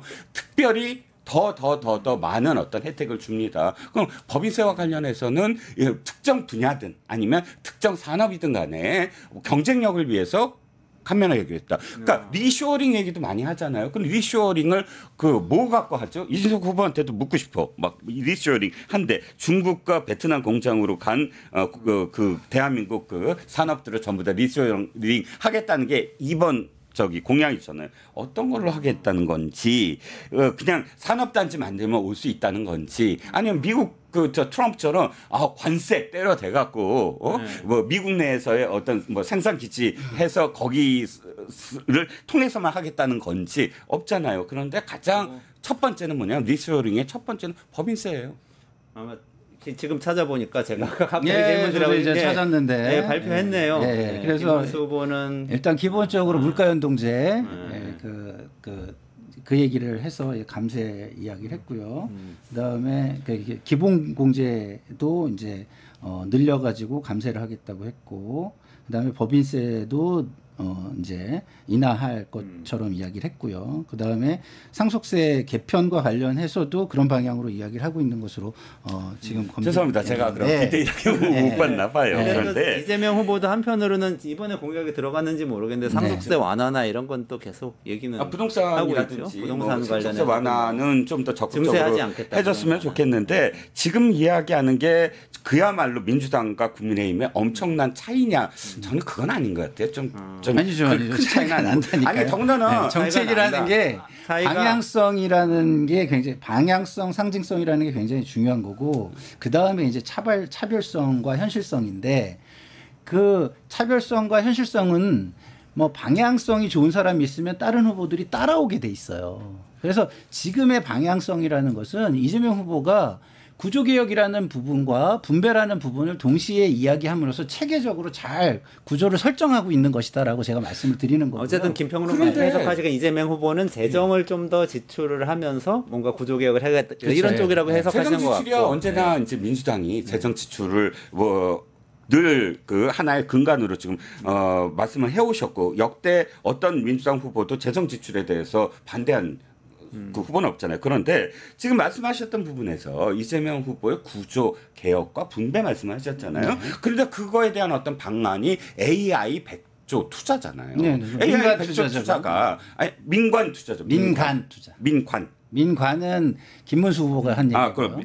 죄송합니다. 민간 투자. 민간 투자를 유도하겠다는 거겠죠. 100조를. 그러니까 기본 인프라를 국가가 깔아주고 그 국가가 리스크 테이크를 어느 정도 한 다음에 민간이 들어올 수 있게 해가지고 100조 투자를 할 수 있도록 환경을 조성하고 이끌겠다는 뜻이죠. 근데 그게 구조 개혁과 예를 들어서 AI 분야에 대한 어떤 투자는 물론 김문수 후보가 그 국민의힘 내부의 어떤 경선 후보들 중에 사실 제일 AI가 모호하긴 해요. 예를 들어 투자를 얼마나 하겠다든지 이런 것들이 그 구체적이지 않고 한동훈 후보라든지 안철수 후보는 구체적이었거든요. 예를 들어 뭐 50조를 한다거나 액수의 어떤 차이가 있을 뿐이지. 그런데 그것을 좀 더 구체화했다라는 건 어느 정도 인정. AI와 관련해서 상당히 한동훈 후보나 안철수 후보와 관련해서 뭐 차이는 약간 차별은 있지만 그럼에도 불구하고 어찌됐든 그것이 제2군요.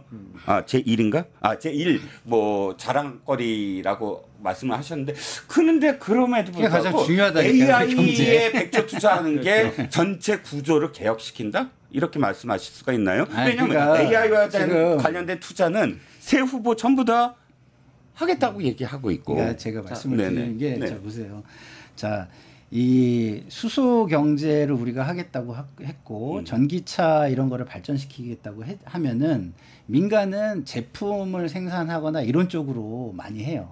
그러면 그 인프라는 누가 깔아줘야 되냐면 국가가 깔아주는 거예요. 왜냐면은 전기차 충전소가 없으면은 제품을 만들어봐야 소용이 없는데 기업은 전기차를 만들면서 충전소까지 같이 만들 수 있는 여력이 없어요. 리스크가 너무 커지기 때문에.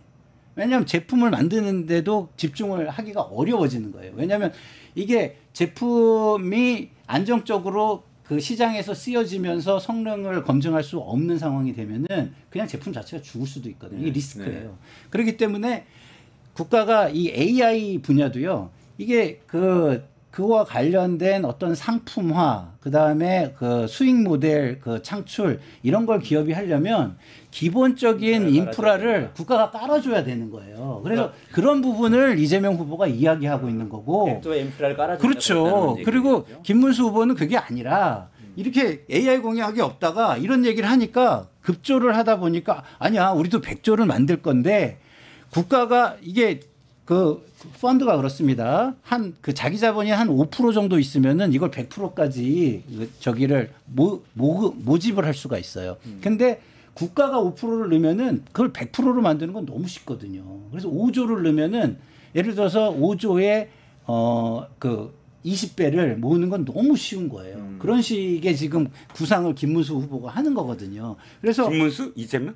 김문수 후보. 김문수 후보가. 그러니까 민관을 같이 하겠다는. 민관 그렇죠. 같이 접근이 접근이 전혀 다른 겁니다. 이재명 이거는. 후보는 국가가 나서서 쫙 깔아주겠다 근데 이런 거고. 재밌는 건 뭐냐면 이렇게 하잖아요. 그러면은 국가가 개입하는 게 훨씬 커집니다. 민관이 같이 하면요. 같이 하면. 왜냐하면 돈은요 거기에 식별표가 붙어 있는 게 아니잖아요. 그 100조 중에 5조가 우리 건지 쟤네 건지 그거 어떻게 알아요?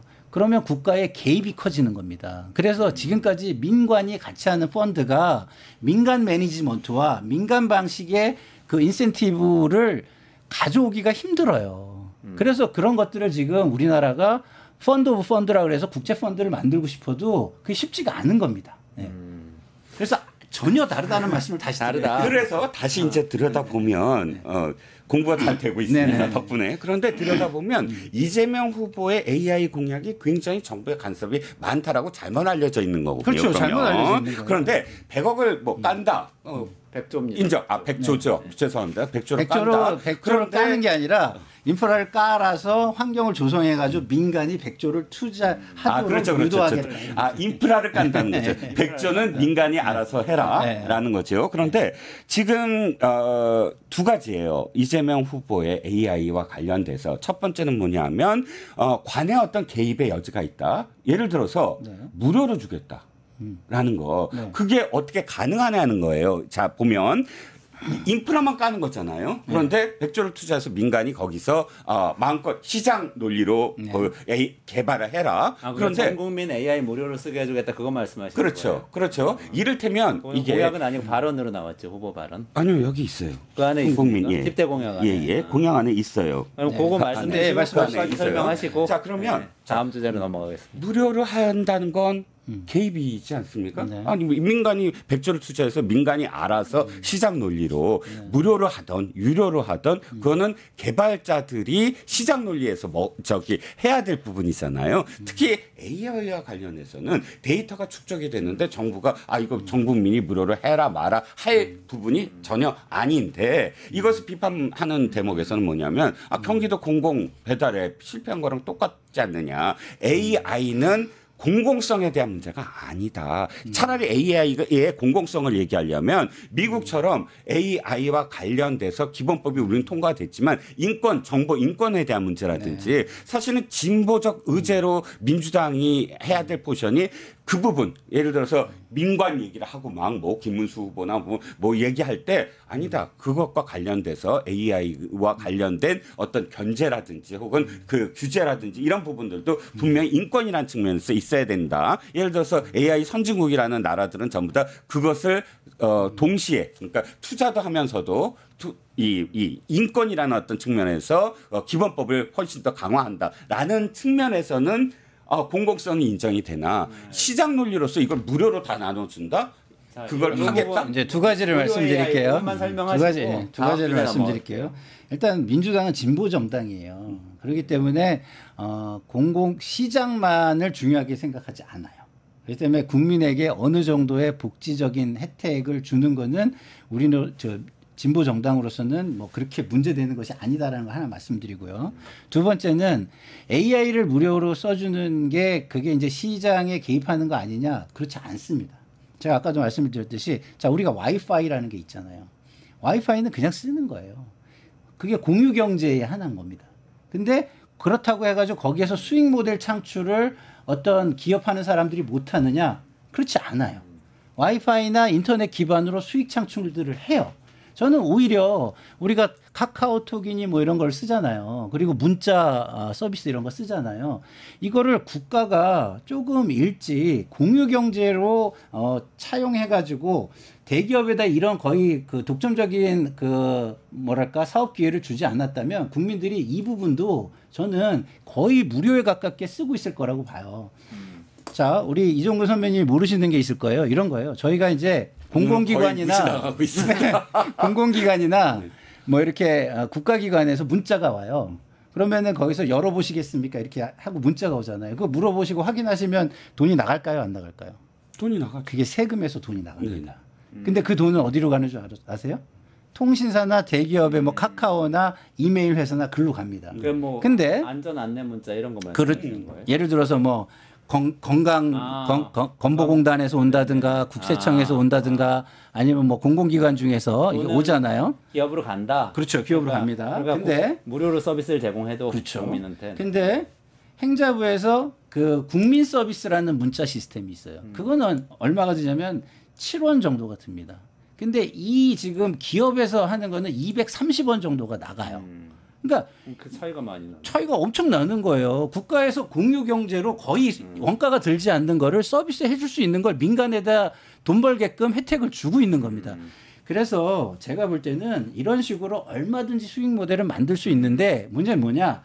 여기에서 수익을 창출할 수 있는 부분까지를 국가가 어느 정도까지 인정해 줄 것이냐를 선을 어디다 그을 것이냐라는 게 중요한 거예요. 그래서 더 많이 선을 그을 것이냐 아니면 조금 덜 그을 것이냐 이런 건데 저희는 이제 진보 정당으로서 좀 더 국민들에게 많은 혜택이 돌아가게 한다라는 차원에서 무료로 쓰세요. 그리고 그 무료로 쓰는 게 어떤 앞으로의 AI 경쟁력, 그다음에 인재 개발, 교육 이런 데도 훨씬 도움이 되고 수익 창출은 또 다른 창의력으로 할 수 있습니다라는 겁니다. 알겠습니다. 저 여기까지만 하고요.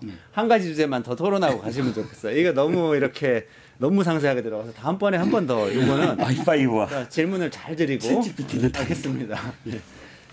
국방 문민화가 저는 사실 눈에 딱 들어왔어요. 이재명 후보 공약인데요. 이거는 이정근 평론가님도 또 이제 이 분야 전문가이시기도 하고 해서 제가 여쭤보고 싶었는데 그 분야는 오히려 제가 덜 전문가일 수 있어요.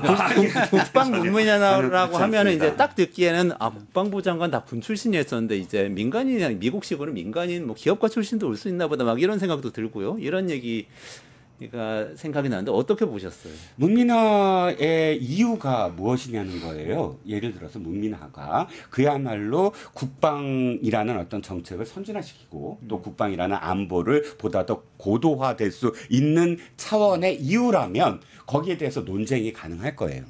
왜 그게 이제 그러니까 군 출신과 민간인 출신의 영역이 뭐가 달라서 예를 들어 그런 점에서 경쟁이 어느 쪽이 더 있느냐에 대한 차원은 논쟁 가능합니다. 그렇지만 문민화에 대한 어떤 이유가 바로 계엄 같은 예를 들어서 군이 지금 계엄에 동원이 되고 또 계엄의 주체가 되고 하기 때문에 그런 권력, 선출된 권력이라든지 이런 권력이 군을 통제해야 된다. 이렇게 된다면 저는 그건 예를 들어서 지금 방첩사 없애는 것과 똑같다는 거예요. 방첩사가 있기 때문에 계엄을 하는 게 아니고 그 잘못된 권력의 행사로서 방첩사를 동원했기 때문에 문제가 생기는 거 아닙니까? 방첩사를 없앤다고 해서 계엄이 없어지는 건 아니에요. 계엄이라는 건 잘못된 그런 권력의 남용이라는 거예요. 그럼 방첩사가 아니면 예를 들어서 계엄을 하고 싶은 사람은 수도경비사령부를 또 동원한다거나 또 다른 어떤 부대들을 동원할 수 있습니다. 전두환과 노태우 그들이 했던 것들은 또 물론 뭐 그때도 기무사 뭐 동원이 됐지만 그럼에도 불구하고 뭐 예를 들어서 노태우가 있었던 뭐 저기 어디야 그 44단인가요? 그 44단을 뭐 동원했다든지 동원하려고 하면 잘못된 권력의 남용은 어떤 특정한 그런 부대나 특정한 군인들 때문에 생기는 게 아니거든요. 더군다나 이번에 보셨잖아요. 군인들이 주어가 돼서 한 계엄은 아니에요. 진짜 그 문민 아니 윤석열이라는 사람은 문민 정부잖아요. 그러니까 문민 정부는 아니지만 어쨌든 민간인이잖아요. 이 민간인이 군을 동원했을 뿐이지 군이 주어가 되지 않는다. 그렇기 때문에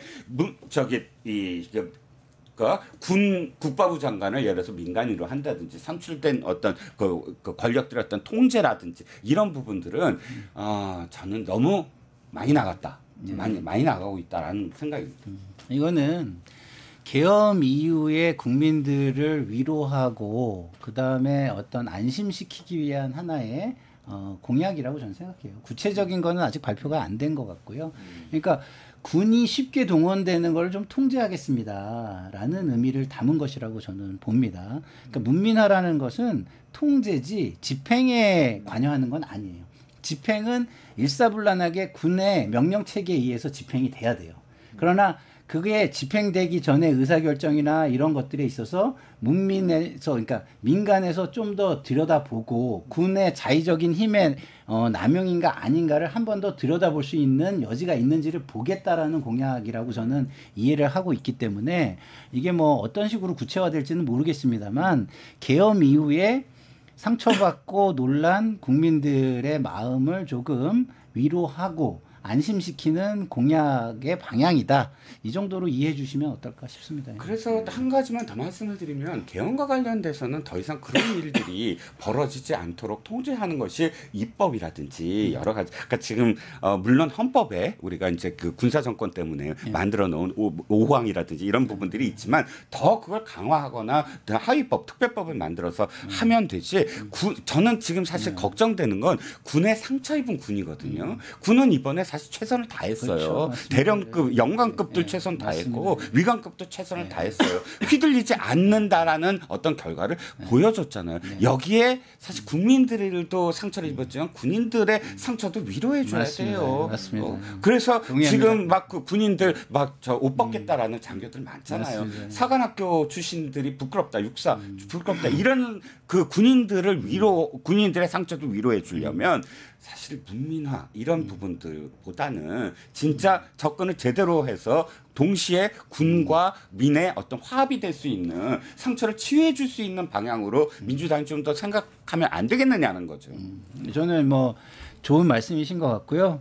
저도 건의를 하겠습니다. 왜냐하면 저도 이제 미국이란 나라가 강대국이 될 수 있는 이유 중에 하나가 거기에는 제복 입은 영웅이라는 표현을 윤석열 전 대통령이 썼지만 하나도 한 게 없잖아요. 최상병 사건으로 우리가 알다시피 제복 입은 영웅, 그러니까 제복을 입고 공공에서 국민의 생명과 안전과 재산 보호를 위해서 헌신하는 사람들의 어떤 위대함, 어떤 영웅성 이런 거를 존중해 줘야 된다는 거예요. 요번 계엄에서도 그런 부분이 우리가 목도를 했잖아요. 군인들이 명령을 소극적으로 하거나 거부하거나 이런 걸 통해서 계엄이 막아진 부분이 무산된 부분이 상당히 큽니다. 그래서 문민화로 통제 부분도 굉장히 중요하지만 그런 제복 입은 영웅들을 제대로 대우하는 공약도 필요하다는 것에 전적으로 동의하고요. 그런 부분에 대해서 저도 민주당 쪽에 제가 아는 사람들에게는 건의를 좀 공약 개발을 건의를 하겠다는 말씀을 드립니다. 마지막으로 양당 모두 비판받는 거 하나만 여쭤보고 요건 한 분씩 제가 말씀 기회 드리고 마무리하겠습니다. 여성 문제 지금 여성계가 난리예요. 여성계가 이번에 10대 공약 발표했는데 여성 이슈가 항상 있었는데 주요 정당 공약에는 이번에 다 없다는 거예요. 어떻게 보시는지 의견 좀 부탁드립니다. 뭐 여성계가 문제를 삼을 수 있죠. 하지만 지금 상황에서 제가 아까 왜 아젠다가 사라지고 있다라는 그 부분에서 그 부분도 마찬가지예요. 젠더 갈등이 있잖아요. 젠더와 관련된 어떤 이슈가 상당히 묻혀지고 있다. 그래서 제가 그러면 여성 이슈를 더 집어넣어야 되느냐에 대해서는 미지수다. 왜냐하면 그거는 아젠다를 만들고 사실 치열하게 공방이 벌어지고 그러면서 공론의 장에 있었어야 되는데 최근 들어서 그런 이슈가 있었냐는 거예요. 예를 들어서 여성가족부 얘기를 한번 해보면 저는 진짜 눈 가리고 아웅이었다라고 생각을 해요. 김대중 대통령 시절부터 생각을 해보면 자 이런 부서 하나 만들었으니까 그냥 만족해 이거예요. 여성가족부 들여다보자고요.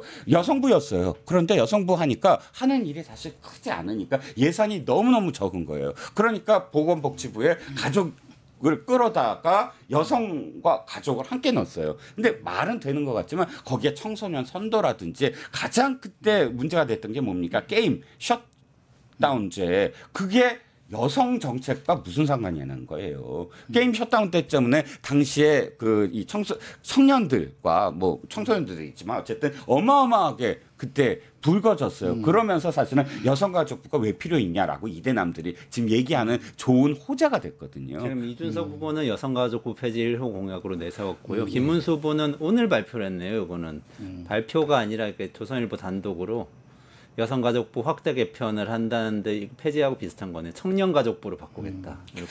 그래서 어쨌든 결론적으로 말씀드리면 여성에 대한 이슈가 없는 것, 여성분들이 굉장히 지금 분노하는 건 이해가 가는데 그렇다면 좀 더 어떤 이슈가 돼야 되느냐. 이슈가 없다가 아니라 이슈를 제기를 했어야 됐다. 아젠다를 제기하고 거기에 대해서 각각의 어떤 당에 왜 이걸 안 하느냐가 나왔어야 됐는데 지금 그 이 젠더 갈등 이후에 여성의 어떤 목소리가 크지 않았다라는 겁니다.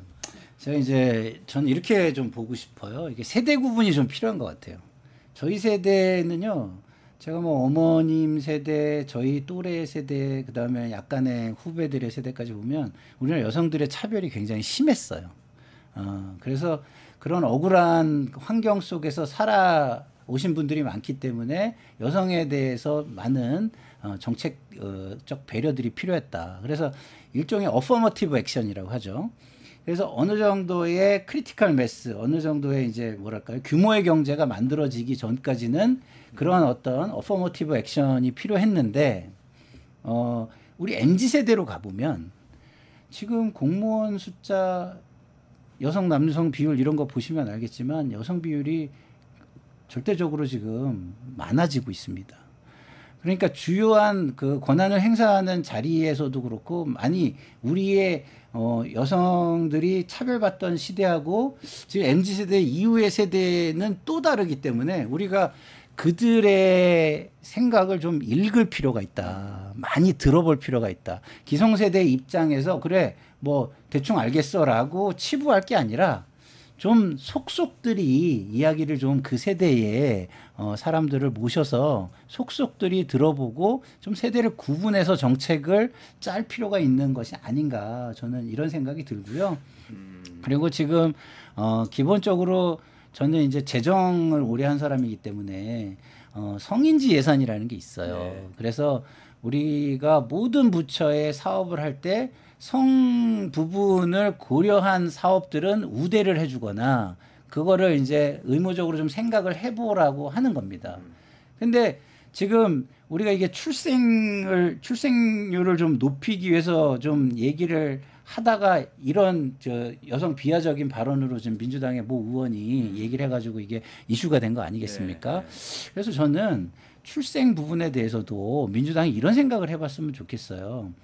이게 어느 한 사람의 지고지선한 사람, 똑똑한 사람의 아이디어가 중요한 게 아니다. 많은 사람들의 아이디어가 모아지거나 아니면 많은 사람들의 아이디어들이 있을 때 어느 하나가 굉장히 영향력을 발휘할 수 있다. 이렇게 본다면 저는 재정 분야에서 전부처 사업의 출생률 인지 예산, 출생률 인지 예산을 도입하는 것이 어떨까. 그렇게 하면은 모든 사업에서 출생률과 관련된 고민을 하게 되고 출생률에 도움이 될 만한 것은 예산을 좀 더 우선적으로 배분해 주게 되고 이런 것이 되거든요. 그런데 그럼 이게 눈에 보이는 정책이냐? 아닐 수 있으나 많은 사람들의 아이디어가 오히려 거기에서 특출한 아이디어를 만들 수 있다. 어떤 똘똘한 한 사람의 생각이 세상을 바꾸는 게 아니다라는 차원에서 저는 그런 제안도 좀 드려보고 알겠습니다. 싶습니다. 출생률 이 얘기는 다른 주제로 이제 다 나중에 넘겨야 될 거고 여성 관련된 정책은 없는 건 사실인 것 같고 여성계에서는 주로 안전에 관련된 공약을 지금 요청을 하고 있습니다. 디지털 성폭력, N1방 사태 재발 방지를 이야기를 하고 교제살인 여성폭력에 대한 엄벌, 안전한 임신 이런 것들 요구하고 있는데 후보들이 답변은 해야 될 것 같습니다. 여기에 대해서 긍정적인 없지만 구체적으로 답변을 해야 될 것 같아요. 하게, 그러니까 그 정도라면 사실은 답변이 가능한 부분이라고 생각해요. 거대 담론이 아니고 굉장히 구체적이잖아요. 디테일한 부분들에 대해서. 앞으로 토론을 통해서 또 나와주실 거죠. 오늘 해보니까 조금 분야를 한정해가지고 깊게 하는 게 더 좋을 것 같다는 생각이 들고요. 다시 모시겠습니다. 오늘 여기까지 해야 될 것 같습니다. 이종근 평론가님하고 김상일 평론가님 두 분하고 정치가 경제다 진행했고요. 저는 내일 5시에 끝장뉴스 라이브로 다시 찾아뵙겠습니다. 고맙습니다. 감사합니다.